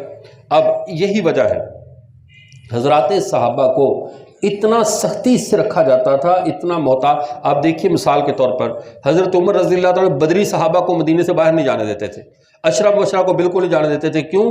کہ یہ دارالسلام کا مرکز ہے، تمہیں مرکز میں بیٹھنا ہے، یہ نہیں ہے تمہیں دیکھ کر تو لوگوں نے دین بنانا ہے، باہر سے آنے والے آئیں گے اور بدری صحابہ یہاں موجود ہی نہ ہوں تو وہ کس کو دیکھیں گے؟ تم امت کے مقتدا ہو، تم مرکز میں بیٹھو، باہر سے کوئی بھی آئے تو وہ اسلام کی وہ شکل دیکھے جو بدر میں تھی اور وہ تمہاری شکل میں نظر آئے گی، سمجھے؟ تو یہ ایک حکمت تھی، ان کی پالیسی تھی۔ یہ مطلب نہیں تھا کہ دوسری جگہ پر جائیں گے تو نئی خلافت قائم کر لیں گے، دوسری جگہ پر جائیں گے تو میرے خلاف بغاوت کریں گے، نہیں۔ ہیروز اور اعلیٰ روشن دماغوں کو کمیٹی میں ساتھ رکھا جاتا ہے۔ یہ نہیں ہے یہ بڑے بڑے ذہین ہیں ان کو سندھ کے علاقوں میں بھیج دو، یہ ذہین، اور جو سب سے پاگل ان کو مرکز میں رکھو۔ مرکز میں کبھی پاگلوں کو رکھا جاتا ہے؟ مرکز میں ہمیشہ اداروں میں ذہین لوگوں کو مرکزوں میں بٹھایا جاتا ہے، چھوٹے لوگوں کو ارد گرد کی ذمہ داریاں دی جاتی ہیں۔ یہ ایک اصول ہے۔ امام ابو حنیفہ رحمہ اللہ کے فقہ کو شرعی فقہ کیوں کہا جاتا ہے؟ یہ شرعی فقہ ہے، فرد واحد کی اجارہ داری نہیں ہے فقہ حنفی پہ۔ اس لیے تو کبھی آتا ہے نا کہ فتویٰ امام ابو یوسف کے قول پہ ہے، کبھی آتا ہے فتویٰ امام محمد کے قول پہ ہے۔ تقلید شخصی کا الزام ہمیں دیتے ہیں، یہ تقلید شخصی نہیں ہے، تقلید تشخص معین ہے۔ ایک فرد واحد کے ماتھے چلنے والی جماعت، دلیل ابو یوسف کی مضبوط ہے تو ابو حنیفہ پاس بیٹھے ہیں، فتویٰ ابو یوسف کے قول پہ دیا جا رہا ہے، امام محمد کے قول پہ دیا جا رہا ہے۔ کیوں؟ ہم متبع دلیل ہے، کتاب و سنت ہے۔ 40 رکنی کمیٹی میں جس کی بات کتاب و سنت کے زیادہ قریب ہے فتویٰ اسی پہ ہوگا، کبھی امام ظفر پہ، کبھی محمد ابن حذیل پہ، کبھی امام محمد پہ، جس پہ بھی۔ یہ ہے فقہ حنفی کا تشخص۔ تو وہ کمیٹی میں کتنے اعلیٰ دماغ لوگ رکھے تھے، کتنے روشن دماغ تھے۔ اچھا، ایک آدمی نے اعتراض کیا، کہنے لگا، یہ ضمنی لطیفہ کے طور پر کہنے لگا کہ بات سمجھ میں نہیں آتی کہ ابو حنیفہ کی فقہی کمیٹی میں امام محمد کو بھی رکھا ہوا تھا۔ میں نے کہا جی، امام محمد کی تو پیدائش ہے 135 ہجری میں، ابو حنیفہ رحمہ اللہ فوت ہو گئے 150 ہجری میں، تو خود 15 سال کے تھے، تو 15 سال کا بندہ اس قابل ہے کہ فقہی کمیٹی میں بیٹھ جائے؟ میں نے کہا اعتراض تو بڑا یار دمدار اعتراض کیا تو نے، لیکن جناب صاحب کیا عمر 15 سال کی عمر کہ فقہ کتاب و سنت کے بیان کے لیے قابل اعتبار نہیں ہے؟ کہہ رہے نہیں ہے، وہ بچے کی بات کہاں قابل اعتبار ہے؟ میں نے کہا پھر یقین کیجئے بخاری شریف گئی آج ہاتھ سے۔ کہنے لگا وہ بخاری والا طبقہ تھا نا، کہنے لگا کیسے؟ میں نے کہا بخاری کا 4 نسخے ہیں، 4 امام بخاری کے شاگردوں نے اس کو نقل کیا، سب سے جامع نسخہ جس پہ سب کا اتفاق ہے پوری دنیا میں پھیلا ہے، محمد بن یوسف فربری رحمۃ اللہ علیہ کا ہے۔ اور محمد بن یوسف فربری جب امام بخاری فوت ہوئے 11 سال کے تھے، تو 15 نے رونڈ آئے تھے، 11 نے کام آ گئے، ٹھیک ہے نا۔ اب اگر امام محمد کو فقہ کمیٹی سے نکالے گا تو 40 بندوں سے نکل بھی جائے، 39 کام سنبھال لیں گے، یہاں تو بنیاد ہی اسی پہ بخاری کدھر جائے گی؟ محمد بن یوسف فربری کو نکال دو، پیچھے بخاری کچھ نہیں بچتی، کیونکہ جو دوسرے ائمہ کی ہے وہ ایک محمد محمود لبید غالباً ان کی ہے، ان کے اندر وہ کتاب الجہاد اور دوسری جو ہے وہ کتاب دوسری کتب نہیں ہے، وہ اس اعتبار سے نامکمل ہے، کسی میں کتاب الفتن نہیں ہے۔ کامل نسخہ جو روایت ہے محمد بن یوسف فربری کی، وہ امام بخاری کی وفات پہ 11 سال کے بچے تھے۔ تو پھر اگر اس ریٹ پہ آؤ گے تو یہاں بھی تمہیں مہنگی پڑے گی، ٹھیک ہے نا۔ تو اس لیے بہتر ہے کہ نہ ہی چھیڑو، کیونکہ ٹرکوں کے پیچھے ایسے لکھا تھا نہ چھیڑ ملنگا میں، ٹھیک ہے نا، تو یہ چھیڑا تو مہنگا پڑ سکتا ہے۔ اگلی بات کو سمجھیے۔ اب حضرت عمر رضی اللہ تعالیٰ، میں نے کیا کہا، عرض کیا کہ شخصی غلطی کو اصل رسول نہیں بنانا۔ اس معاملے میں حضرت عمر رضی اللہ تعالیٰ کا دور یا دیگر صحابہ کے وہ بہت تحقیق اور تفتیش سے کام لیتے تھے۔ ایک دفعہ حضرت حنظلہ رضی اللہ تعالیٰ عنہ، غالباً ہاں حضرت حنظلہ ہی تھے، وہ بیت اللہ کا طواف کر رہے اور ان کے احرام کے اوپر رنگ لگا ہوا تھا، احرام کی چادر پہ رنگ لگا ہوا تھا۔ اب حضرت عمر نے روک کر کہا کہ یہ رنگ دار چادر کیوں پہنی احرام میں؟ انہوں نے کہا حضرت میں نے رنگ لگایا نہیں ہے، ایک پتھر پہ بیٹھا تھا، وہ پتھر وہ ہوتا نا سرخ رنگ کا، تو اس کا رنگ میری چادر پہ لگ گیا، اس وجہ سے رنگ دار ہوئی ہے، میں نے اسپیشل رنگ نہیں لگایا۔ حضرت عمر نے کیا کہا، ایکم الراحت انتم المقتدا یقتدا بکم الناس، اے نوجوانوں کے، اے صحابہ کی جماعت، اے صحابہ کے گروہ، تم آنے والی امت کے مقتدا ہو، تو لوگوں نے تمہاری پیروی کرنی ہے، تمہاری غلطی بھی قانونی شک بن جانی ہے، فل احتیاط سے رہا کرو۔ کپڑے پہ لگا تھا تمہیں اتارنا چاہیے، آنے والے رنگ دار جولی دار کپڑے کا رنگ پہننے شروع کر دیں گے کہ حضرت حنظلہ نے پہنا تھا وہ صحابی رسول ہے، کیونکہ صحابی کن نجوم فیبی جو مقتدی، تم صحابہ تو ستارے ہیں، اور جو کسی ستارے کے پیچھے لگ گیا تو غلطی کے بھی پیچھے لگ جائے گا کہ نہیں؟ اب کسی غلطی کے پیچھے لگے گا تو معاملہ بگڑ جائے گا، اس لیے فرمایا صحابہ غلطی سے احتیاط کرو تاکہ تمہاری غلطی امت کے لیے قانونی شک نہ بن جائے۔ یہ اسلام کا مزاج ہے کہ فرد واحد کی غلطی کو اصل رسول نہیں بناتے، بنیاد شریعت نہیں بناتے۔ تو آپ نے بھی تاریخ میں اگر کوئی واقعہ ایسا ملے، کسی شخص کی کوئی بات مل جائے تو اس کو پورے طبقے کے لیے مورد الزام نہیں بنا دینا۔ آگے 8واں اصول تنقیح و تزکیہ شہود میں اہل فارس، اہل مغرب اور اسلام کے طریقہ کار کا خیال رکھنا۔ اہل فارس، اہل مغرب اور اسلام، ان تین طبقات کا اپنے تاریخ میں خاص طور پہ خیال رکھنا ہے۔ تینوں کے تاریخ مرتب کرنے کے اصول جدا جدا ہیں۔ فارسیوں کا، ایران والوں کا جو اہل فارس ہیں، ان کا تاریخ لکھنے کا اصول اور ہے، ان کا یورپ والوں کا اور ہے، ہمارا اور ہے۔ تو تاریخ میں تو سارا مکسچر تمہارے سامنے آئے گا، کیسے کھیڑا کرو گے کہ یہ چیز اور اس طرح نہیں ہے۔ اہل فارس تاریخ لکھتے ہیں باطونی طرز پہ، کیونکہ یہ آتش پرست ہے نا، تو آپ نے سردیوں میں دیکھا ہوگا جو دیہاتوں سے تعلق رکھتے ہیں کہ گھر میں جب آگ جلتی ہے، سارے بوڑھے کے پاس گھر کے بچے بیٹھ جاتے ہیں، ہمیں باتیں سناؤ، وہ کو کہانی گڑھ کر لمبی سناتا ہے تاکہ بچے سو جائیں۔ یہ آگ کی خاصیت ہے، کہانی گیری۔ آگ کی خاصیت کیا ہے؟ کہانیاں گڑھنا۔ آگ کے پاس بیٹھ کر ساتھ ہاتھ تاپ رہے ہوتے ہیں، ساتھ باتیں سنا رہے ہوتے ہیں، وہ ایک یہ تھا، وہ بادشاہ نکلا، حتیٰ کہ بچے سن کر سو جاتے ہیں، تو اگلے دن پھر نئی کہانی، وہ بابا نہیں گھڑ کے بیٹھا ہوتا، گھر کا بڑا جو ہوتا ہے۔ تو آتش پرستوں کی فطرت میں کہانی گیری ہے، کہانی گڑھیں گے، ایسی بنائیں گے جس کا کوئی سر پیر نہیں ہوگا، کوئی اس کا آگے پیچھے کوئی ماخذ نہیں ہوگا، لیکن وہ کہانی گیر ہے۔ آتش پرستوں میں کہانی گیری ہوتی ہے، اور جب بھی پوچھو کیا کہیں گے؟ بس سند معتبر منقول ہے، ہمیں بڑی معتبر سند میں۔ اور سند کہاں ہے؟ بیڑا غرق، تمہارا سند تو دکھاؤ۔ وہ پتہ نہیں، راوی کہتا ہے۔ اور راوی کون ہے؟ یہ راوی ہے، بندہ ہے کوئی پتہ نہیں، ٹھیک ہے نا؟ راوی کہتا ہے، ہر بات یا راوی کے کھاتے میں ڈال دیں گے یا بس سند معتبر منقول است کہہ دیں گے، جان چکی اللہ کا صلی۔ ابھی انہوں نے، میں نے ایک دفعہ اس طرح یہ بیان میں بات کی تو مجھے نا وہ ایران سے، قم سے کسی مجتہد تھا یا پتہ نہیں آیت اللہ تھا یا کیا چیز تھا، اس کا خط آیا۔ اس نے خط میں نا بڑا ادب و احترام کے ساتھ اس نے خط لکھا۔ اس نے کہا جی آپ یہ بات نہ کریں، ہماری کافی پہ، اس نے خیر اور بھی القابات اچھے رکھے، مہذب جن کا طریقہ واردات جو ہوتا ہے، تو کہہ رہے ہمارے دلیل اسانید کافی موجود ہے۔ اور اس نے پورا میرے پاس نا وہ 10 یا 15 جلدوں کا سیٹ مجھے بھیج دیا کہ یہ ذرا دیکھو، ہم نے تو کافی کی ساری روایت جو سند معتبر منقول ہے، پیچھے سند ہماری لکھی ہوئی ہے، اور دلیل اسانید کافی کی ساری دلیلیں ہمارے پاس موجود ہیں۔ میں نے تھوڑا سا پریشان ہو گیا، میں نے کہا یار یہ تو پھر ہم شاید غلط کیوں نہ ہو رہا۔ چیک کیا، وہ شکر ہے علامہ زابی صاحب تھے اور ہم سب نے مل کر جب چیک کیا، ہم نے 35 اسناد پہ جب کام کیا تو وہ بھی ایسی تھی جیسے بسند معتبر منقول ہے۔ اس راوی سے وہ روایت کر رہا ہے اور اس کی وفات کے 10 سال بعد وہ پیدا ہو رہا ہے، سند متصل روایت کر رہا ہے، حدثنی الطاف۔ بھی الطاف دنیا سے گئے کو 10 سال ہو گئے، اس کے 10 سال بعد آپ پیدا ہوئے تو سند متصل کہاں سے آ گئی؟ ابھی ادھر ہی ہے، ایسے اب دیکھنے لگا کہ دنیا سے گئے ہوئے 10 سال ہو گئے ادھر ہی۔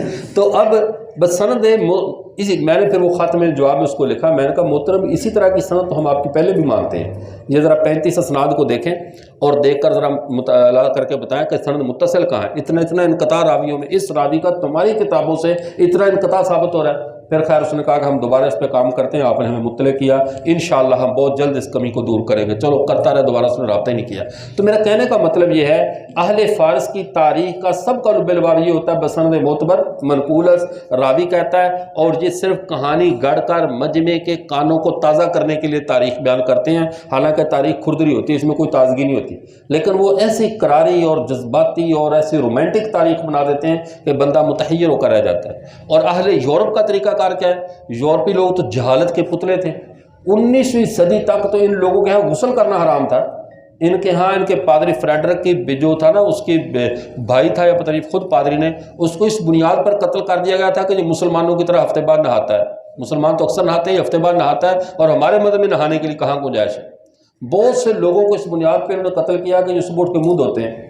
اتنے یہ بدبودار تھے یہ یورپ والے، اتنے کو صاف ستھرے۔ ان کا جو بڑا پادری جب چلتا تھا تو اس کے ساتھ مکھیاں اور چونٹیاں اور کیا اس کے لباس پہ ہوتا تھا، بدبودار قسم کے لوگ اب ہمیں تہذیب سکھانے نکلے، پرلے درجے کے جو بدبودار لوگ تھے۔ لیکن جب انہوں نے دیکھا کہ اب ساری دنیا کا کچھ نہ کچھ بن گیا ہے، سب کی ایک تاریخ ہے، کلچر ہے، ترکوں کا ایک کلچر ہے، عرب کا ایک کلچر ہے، ایک تہذیب ہے، اسماء اور رجال کی تاریخ انہوں نے مرتب کی ہے، یہ قومیں معاشرے میں زندہ رہنے کا حق رکھتی ہیں جو اپنے ماضی سے جڑی ہوئی ہیں۔ ہمارا کیا ہے؟ پھر انہوں نے افواہیں جمع کی، افواہیں جمع کی، افواہوں کو خبر بنایا، خبروں کو پھر تاریخ بنایا۔ یورپ افواہ جمع کرتا ہے، افواہ کو پھر خبر بناتے ہیں، خبر کو پھر تاریخ بناتے ہیں۔ ان کی تاریخ کی تفتیش میں نکلو گے، اوپر خبر نکلے گی، خبر سے اوپر افواہ، افواہ کے اوپر ہوا، اللہ اللہ خیر اللہ کچھ بھی نہیں، بیڑا غرق۔ یہ ان کی تاریخ ہوتی ہے یورپ والوں۔ سنا ہے، یہ کہتے ہیں اس دور میں یہ افواہ سنی گئی تھی، افواہ پھر خبر بنے گی، خبر پھر تاریخ بنے گی، اور یوں ان کی تاریخ مرتب ہو جائے گی۔ ہماری تاریخ کیسے ہوتی ہے؟ اذا جاءکم فاسق بنبأ فتبینوا، فاسق کوئی خبر لے کر آئے پہلے تحقیق کرو۔ ہمارے ہاں تحقیق پہلے ہے، پہلے ملغوبہ بنا کر اچار نہیں ڈالنا کہ پہلے آم کٹھے کرو، آملہ بیڑا ریٹھے اور ہرڑ ساری کٹھی کرو، مرتبان میں ڈالو، پھر آم کا اچار بن جائے، پھر اس کو دسترخوان پہ رکھو۔ یہ کام نہیں ہے ہمارے ہاں۔ پہلے افواہیں جمع کرو، افواہوں کو پھر خبر بناؤ، خبر کو پھر تاریخ بناؤ۔ یہ کام یورپ کا ہے، اور اپنے دماغ سے گھڑ کر چلا دینا یہ کام فارس والوں کا ہے۔ اور ہمارا کام کیا ہے؟ جب بھی کوئی خبر آئے پہلے اس کی تحقیق کرو، تحقیق کرو کہ یہ خبر بھی سچ ہے یا نہیں۔ خبر کو تاریخ تک نہ لے کر جاؤ، پہلے اس کی تحقیق کرو، تحقیق کے معیار پہ پوری اترے تو اس کو شریعت کی کسوٹی پہ پرکھ کر دیکھو کہ کہیں یہ واقعہ، یہ تاریخ ایسی تو نہیں ہے جو کتاب و سنت کے مسلمہ اصولوں کو توڑ رہی ہو، ایسی تاریخ جو شریعت کے مسلمہ اصولوں کو پامال کر رہی ہو، تو اس کو کیا کیا جائے گا؟ ایسی تاریخ کو ہم نہیں لیں گے۔ تو یہ اصول ذہن میں رکھیں، فارس کی تاریخ، مغرب کی تاریخ، اہل اسلام کی تاریخ۔ فارس والے کیا کرتے ہیں؟ بس دماغ میں بات گھڑتے ہیں اور بسند معتبر چلا دیتے ہیں، گھڑی دماغ سے بسند معتبر منقولس یا راوی کہتا ہے کہہ کر آگے چلا دی۔ یورپ والے افواہیں جمع کی، خبر بنائی، خبروں کو اکٹھا کر کے تاریخ بنا دیا۔ اور ہمارے ہاں خبر پہنچی، تحقیق ہوگی، اگر تحقیق کے معیار پہ پوری اتری، شریعت کے مسلمہ اصولوں سے نہ ٹکرائی، تو اس خبر کو لیا جائے گا، تاریخ کا حصہ بنایا جائے گا، ورنہ اسے تاریخ کا حصہ نہیں بنایا جائے گا۔ جی، ہمارے ہاں ایک لفظ چلتا ہے یتیم فی الحدیث، ہمارے روایات میں آتا ہے۔ آپ اس بات کو سر میں تاریخ کی اسی 8 نمبر اصول کے تحت بیان کرنا چاہ رہا ہوں۔ یتیم فی الحدیث، اما کان ابو حنیفہ یتیم فی الحدیث، ابو حنیفہ علم حدیث میں یتیم تھے۔ یتیم کہتے ہیں ایسے موتی کو جس کی مثال نہ ہو۔ آپ صلی اللہ علیہ وسلم کو کیا کہتے ہیں؟ در یتیم۔ در یتیم کا کیا مطلب ہے؟ ایسا موتی جس کی کوئی مثل ہے۔ کان ابو حنیفہ یتیمن فی الحدیث، ابو حنیفہ علم حدیث میں ایسا موتی تھا جس کی کوئی مثال ہے نہیں تھی۔ معنی یہ بنتا ہے، اور یاروں نے کیا معنی بنا دیا ہے؟ ابو حنیفہ نے حدیث ہی کوئی نہیں آتی، کیوں؟ ابو حنیفہ یتیمن فی الحدیث۔ اب اصطلاحات محدثین کو جانا نہیں اور بنا دیا یہ یتیم ہے، ترجمہ اردو والا کر دیا، یعنی وہ ان الصلاۃ تنہا، نماز باجماعت چھوڑ دی۔ کیوں؟ قرآن کہہ رہا ہے نماز اکلے پڑھو، ان الصلاۃ تنہا، نماز تنہا پڑھا کرو۔ تو اب تنہا پڑھنی ہے، یہ کون سا طریقہ ہم جماعت کے ساتھ پڑھیں؟ جماعت سے نماز پڑھنا یہ قرآن کی نص کے خلاف ہے۔ تو یہ ایسے اردو ترجمے کرنے والے پھر یہی چاند چڑھاتے ہیں، ٹھیک ہے نا۔ تو کان ابو حنیفہ یتیمن فی الحدیث، یتیم کا مطلب ہوتا ہے ایسا موتی جس کی مثال کوئی نہ ہو۔ تو وہ جو حدیث میں ایسا موتی ہے اس کی کوئی مثال ہے، لیکن محدثین کی اصطلاح میں یتیم کس کو کہتے ہیں؟ ابراہیم اسحاق ابراہیم بن سعید الجوہری، انہوں نے ایک بات بیان فرمائی۔ وہ ایک دفعہ ان کے پاس ایک محدث آئے، اگر کہنے لگے فلاں روایت، انہوں نے اپنی والدہ سے کہا مسند ابی بکر کی 26ویں جلد لے کر آنا۔ وہ حیران ہوئے، انہوں نے کہا حضرت ہاتھ تھوڑا رکھو، تسی اصل میں ماشاءاللہ یعنی فضائل بیان کر تارج میل ہی بڑھ گئے ہو، وہ ہاتھ ہلکا رکھیں، اتنے 26 جلدیں آپ نے نکال دی مسند ابی بکر کی، اور سیدنا ابوبکر صدیق رضی اللہ تعالیٰ عنہ کی کل روایات 46 سے زیادہ نہیں۔ حضرت ابوبکر صدیق کی کل بیان کردہ حدیث کتنی ہے؟ 46۔ کچھ کہتے ہیں 50 تک لے کر گئے، 50 سے اوپر کوئی بھی نہیں گیا۔ ان کا خوف تھا، انہوں نے اپنی کتاب لکھی تھی تو ابوبکر صدیق رضی اللہ عنہ حدیث پہ، اس کو تذکرۃ الحفاظ میں بھی ذکر کیا، غالباً یا میزان الاعتدال میں، تذکرۃ الحفاظ میں۔ تو انہوں نے جب یہ حدیث سنی اللہ کے نبی من کذب علی متعمدا فلیتبوأ مقعدہ من النار، جو مجھ پر جھوٹ بولے اپنا ٹھکانہ دوزخ میں بنا لے، اس ڈر سے کہ میں نے کوئی لفظ غلط نہ لکھ جاؤ، اپنی پوری کتاب جس میں 500 حدیث انہوں نے جلا دی تھی تاکہ میری طرف منسوب ہو کر اللہ کے نبی کی طرف کوئی بات نہ جائے۔ یہی وجہ نا ہمارے ہاں ہم کہتے ہیں نماز حنفی، وہ کہتے ہیں نماز محمدی، حالانکہ کیا ہوتا ہے؟ ہم نماز حنفی کیوں کہتے ہیں؟ کہ نماز کا یہ طریقہ وہ ہے جو امام ابو حنیفہ کے ذریعے ہم تک پہنچا ہے، غلط ہے تو ابو حنیفہ کی غلطی ہے، صحیح ہے تو اللہ کے رسول کی نماز ہے۔ اور جب نماز محمدی کہہ کر پڑھیں گے، پھر ناک میں 15 منٹ انگلی مارتے رہیں گے، داڑھی میں خلال کرتے رہیں گے، ساری باتیں منسوب کس کی طرف ہوں گی؟ اللہ کے نبی کی طرف ہوں گی، اور اللہ کے نبی کی طرف غلط نماز کا منسوب ہونا بندے کو جہنم میں لے جائے گا۔ تو ہم نے تو اپنی نسبت نیچے رکھتے ہیں تاکہ غلطی نیچے رہ جائے، ہماری غلطی ہمارے نبی کی طرف منسوب نہ ہو جائے۔ بات سمجھ آئی؟ یہ وجہ ہے ہماری یہ بات کرنے کی۔ فقہ کو بھی ہم فقہ حنفی اس لیے کہتے ہیں، یہ ابو حنیفہ کے اجتہادات کا نام ہے۔ صحیح ہے تو اللہ کا احسان ہے، غلطی ہے تو جو غلطی ہمارے نبی کی نہیں ہے، جو ہمارے امام ابو حنیفہ کی ہے، اور ابو حنیفہ کی طرف غلطی منسوب کرنے سے ایمان نہیں جاتا، نبی کی طرف غلط منسوب کر دو بندہ ایمان سے محروم ہو جاتا ہے، اس لیے ہم نے نسبت کو چھوٹا رکھتے ہیں۔ بات سمجھ میں آئی؟ اب اگلی بات کو سمجھ لیں۔ اب جب انہوں نے کہا کہ وہ لاؤ 26ویں جلد، تو انہوں نے کیا کہا؟ کلو حدیث لم تبلغ عندی من مئۃ اوجہ فانا فیہ یتیم، ہر وہ حدیث جو 100 سندوں سے مجھ تک نہ پہنچے ہم اس میں اپنے آپ کو یتیم سمجھتے ہیں، ہم اس میں اپنے آپ کو کیا سمجھتے ہیں؟ یعنی حدیث کی 100 سندیں ہوں تو حدیث میں بندہ کامل ہے، ورنہ حدیث میں کیا ہے؟ یتیم ہے۔ اب ایک بندہ براہ راست صحابہ کو دیکھ رہا ہے، اسے سندوں کی ضرورت ہے؟ سندوں کی ضرورت کسے پڑے گی؟ جس نے اللہ کے نبی کا زمانہ نہیں پایا یا صحابہ۔ اب صحابہ نے کبھی سندیں جمع کی ہیں؟ بتائیں بھی، صحابی نے کہا حدثنی فلان ان فلان، بھئی تم خود منصب ہو، تمہاری خود ایک حیثیت ہے، تم نے اللہ کے نبی کو دیکھا بیان کر دیا حرف آخر، بس ہمیں کوئی ضرورت نہیں سند کی۔ تابعی نے صحابی کو دیکھا، کوئی ضرورت نہیں ہے سند کی۔ سند کی ضرورت آپ یہ طے خانے میں بیٹھے پڑھ رہے ہیں، باہر سورج طلوع ہوا غروب ہوا، افطاری کا وقت ہے، اندھیرے میں ہو، آپ کو ضرورت ہے کلاک دیکھو، آپ کو ضرورت ہے ٹائم سائرن کا انتظار کرو، آپ کو ضرورت ہے کیلنڈر دیکھو، لیکن جو مکان کی چھت پہ بیٹھا سورج کو غروب ہوتے دیکھ رہا ہے اسے کو ضرورت ہے کوئی چیز دیکھے؟ جن لوگوں نے صحابہ کا زمانہ پایا، تابعین کا زمانہ پایا، ان لوگوں کو ضرورت نہیں ہے اسناد کی، اسناد کی بعد کے اندھیروں میں بیٹھے ہوئے لوگوں کو ضرورت تھی، کیونکہ پہلا دور 300-250 سال تک کا دور یہ دور اعتماد ہے، اس کے بعد دور استناد ہے، تو وہ دور اعتماد کے لوگ ہیں، تو اب ان کو یتیم فی الحدیث کہتے ہیں تو بالکل ٹھیک ہے۔ ابو حنیفہ کے آگے تو ایک صحابی آ رہا ہے نا، یہ تو تابعی ہے، 7 صحابہ سے انہوں نے روایات کو لیا ہے، اور ان کی بہدانیات جن کو کہتے ہیں نا، ابو حنیفہ کی 16 حدیثاں دی تھے صرف، تو مولانا امین صاحب درکاڑوی کے پاس کی نمبردار نے آ کر کہا سنا جی تواڈے امام نے صرف 16 ہی حدیثاں دی سی، تو یا کسی نمبردار سے کسی غیر مقلد نے آ کر کہا، اس نے واقعہ درکاڑوی کو سنایا، انہوں نے نمبردار نے آ کر ہاں نمبردار سے بات کی، انہوں نے کہا تمہارے امام کو تو سنا ہے 16-17 حدیثیں صرف آتی تھیں، انہوں نے کہا یار اس پر تم اللہ کا شکر ادا کیا کرو، یہ شکر تمہارے لیے ہے ہمارے لیے نہیں۔ انہوں نے کہا کیوں شکر کس بات کا؟ کہہ رہا ابو حنیفہ کو صرف 16-17 حدیثیں آتی تھی اور تم نے 14ویں صدی میں جا کر سر نکالا ہے، اگر 16-17 اور ہوتی تو قیامت کی صبح تک تمہارا تخم مارا جاتا۔ یہ تو صرف 16-17 تھی کہ تمہیں اتنا دبایا کہ 14 صدیوں تک تمہارا طبقہ سر نہیں اٹھا سکا، تو اگر زیادہ ہو جاتی کچھ 20-30-40 ہو جاتی تو تسی تو گئے، ٹھیک ہے، تمہارا تو نام و نشان مٹ جاتا۔ یہ 16 وہ ہیں جو وحدانیات ہیں، جس میں امام اعظم ابو حنیفہ رحمۃ اللہ علیہ اور اللہ کے نبی صلی اللہ علیہ وسلم کے درمیان ایک واسطہ ہے، اور یہ 16 وحدانیات میں نے اپنی وہ کتاب صفوۃ الاصول میں جمع کی ہیں، تو یہ 16 وحدانیات ہیں جس میں اللہ کے نبی اور امام اعظم کے درمیان ایک واسطہ ہے، تو جس کے درمیان پہلے ایک واسطہ ہے وہ 100 سندیں کہاں سے لائے؟ اب اور بندے پکڑ کر درمیان میں ڈالے بھی نہیں جی، چونکہ میں یتیم فی الحدیث نہیں بننا، لہٰذا 100 بندے درمیان میں ڈالو، جس نے صحابی سے سن لی صحابی حرف آخر ہے، اس لیے کوئی تفتیش کی ضرورت نہیں ہے۔ تو یہاں تک بات سمجھ میں آگے 9 نمبر اصول تھک تو نہیں گئے؟ اچھا 9 نمبر اصول، یہ بہت اہم اصول ہے یہ، اور اس وقت ہم اس اصول کا نشانہ بن رہے ہیں، اس وقت ہمارے پورے مذہب کے ساتھ یہ زیادتی کی جا رہی ہے، اور وہ کیا ہے؟ کنسٹرکشن اور ریکنسٹرکشن کا فتنہ، تعمیر اور تعمیر نو کا فتنہ، اس معاملے میں محتاط ہو جائے۔ یہ تعمیر نو کیا ہے؟ یہودیوں نے عیسائیت کے ساتھ پہلے یہ تجربہ کیا، عیسائیت کا بیڑا غرق کر کے رکھ دیا۔ کیسے؟ انہوں نے کہا جی عیسائیت کی پرانی عمارت کو گرا کر نئی تعمیر کرنی چاہیے، نئی تحقیقی عمارت ہو۔ وہ تحقیق کیسے کی؟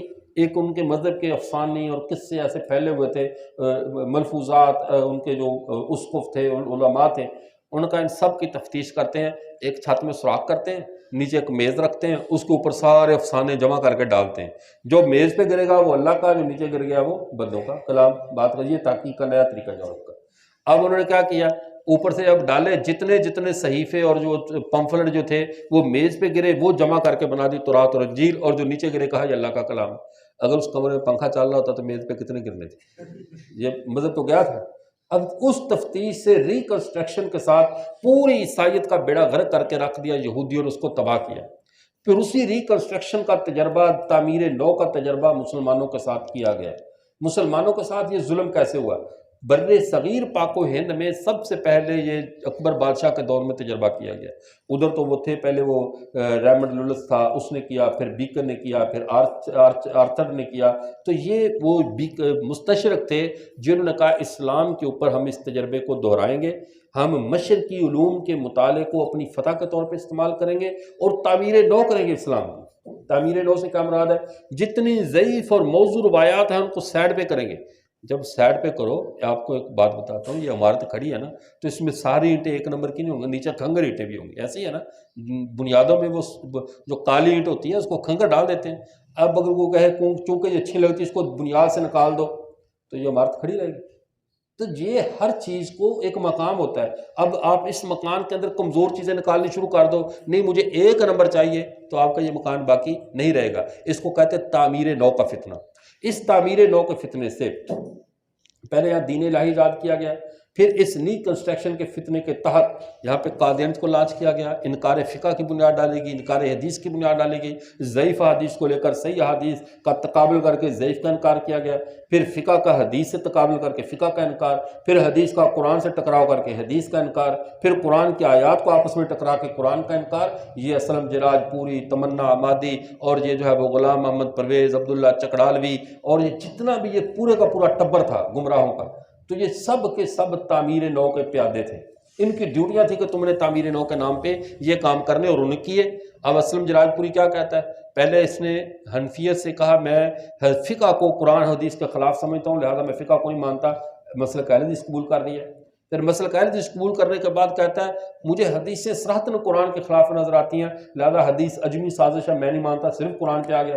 پھر کہنے لگا قرآن میں بھی متعارض مضامین ہیں، متضاد باتیں ہیں، اس سے ثابت ہوتا ہے یہ محمد عربی صلی اللہ علیہ وسلم کے اچھے اچھے مضامین لکھوائے ہوئے تو ہو سکتے ہیں، یہ اللہ کا قرآن نہیں۔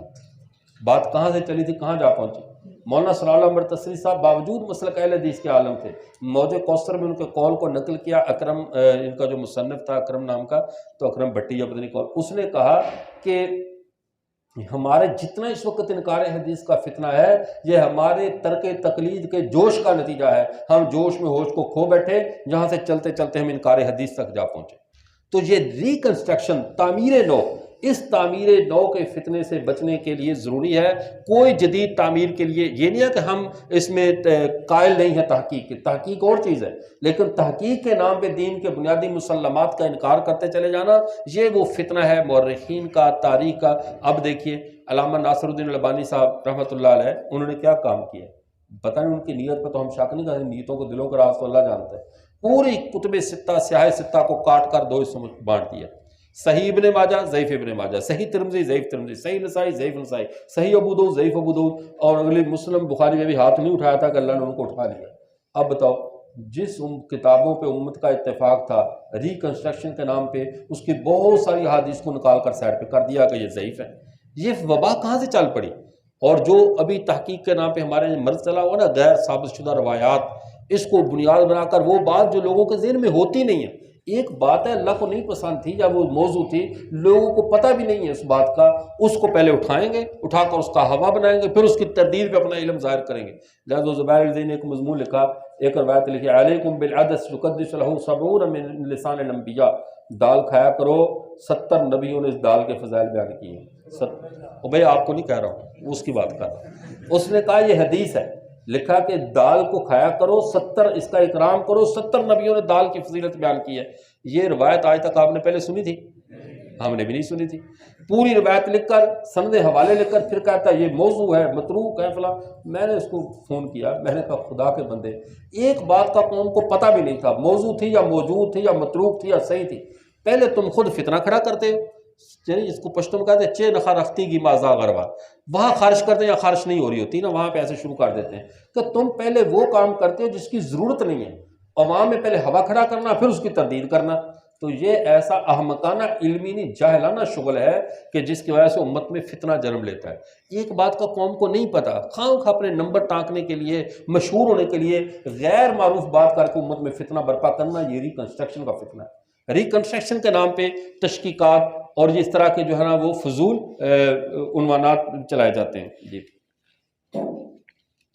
10واں اصول اور آخری 10واں اصول یہ ہے، چونکہ آپ کا وقت بھی ہو گیا، 10 بجے وقفہ ہے، اچھا ٹھیک، تو کوئی بھی کتاب لکھی یا پڑھی جائے، کوئی کتاب بھی آپ لکھیں یا پڑھیں یا اللہ آپ کو مطالعے کی توفیق دے، اس کو مکمل ذہنی بلوغ کے ساتھ پڑھنا ہے۔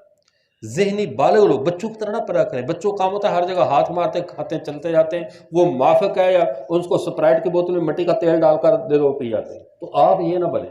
آپ کو کم از کم اتنے ہوش و حواس قائم ہونے چاہیے کہ جب بھی کوئی ایسی بات آئے، ایسا نکتہ آئے، ایسی جو آپ کے دل و دماغ پہ کھٹکے، چاہے وہ مصنف کتنا بھی معتبر ترین کیوں نہ ہو، لیکن یاد رکھو غلطیوں سے پاک خدا کی ذات ہے، ٹھیک ہے نا؟ لا ریب کتاب اللہ کی کتاب ہے، باقی کسی سے بھی غلطی ہو سکتی ہے، کسی کی بات میں بھی کچھ نہ کچھ نا وہ امت مسلمہ کے نکل سکتی بات۔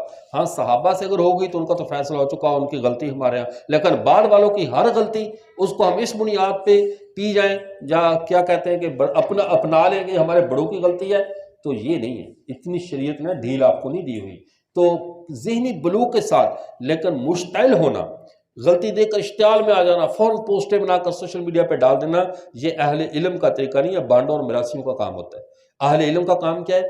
اگر آپ کو کوئی بات سمجھ میں نہیں آئی، کوئی تاریخی بات ہے، اس طرح کی ہے، سمجھ میں آئے تو سمجھداروں سے پوچھ لو، بار بار مطالعہ کر لو۔ بہت ساری باتیں ایسی ہوتی ہیں جو بندے کو کئی سال بعد جا کر سمجھ میں آتی ہیں۔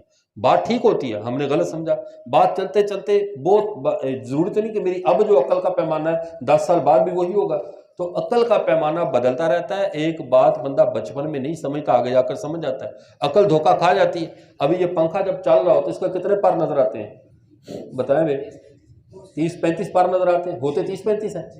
عقل مند ہو تم سارے کا سارے اور سب کہہ رہے 30-35 نظر آتے ہیں، تو ہوتے 30-35 نہیں۔ تو جب چلتا ہوا یہ 4 فٹ کے فاصلے پہ لگا ہوا پنکھا آپ کی عقل کو دھوکہ دے جاتا ہے جب تیز چلتا ہے، تو کتاب دھوکہ نہیں دے سکتی۔ اسی طرح سورج زمین سے چاند زمین سے 12 گنا بڑا ہے، لیکن چھوٹا سا کالونی سے نظر آتا ہے، تو یہ 12 گنا بڑا چاند ہماری عقل میں چھوٹا دکھا رہی، ہماری نظر دھوکہ کھا رہی۔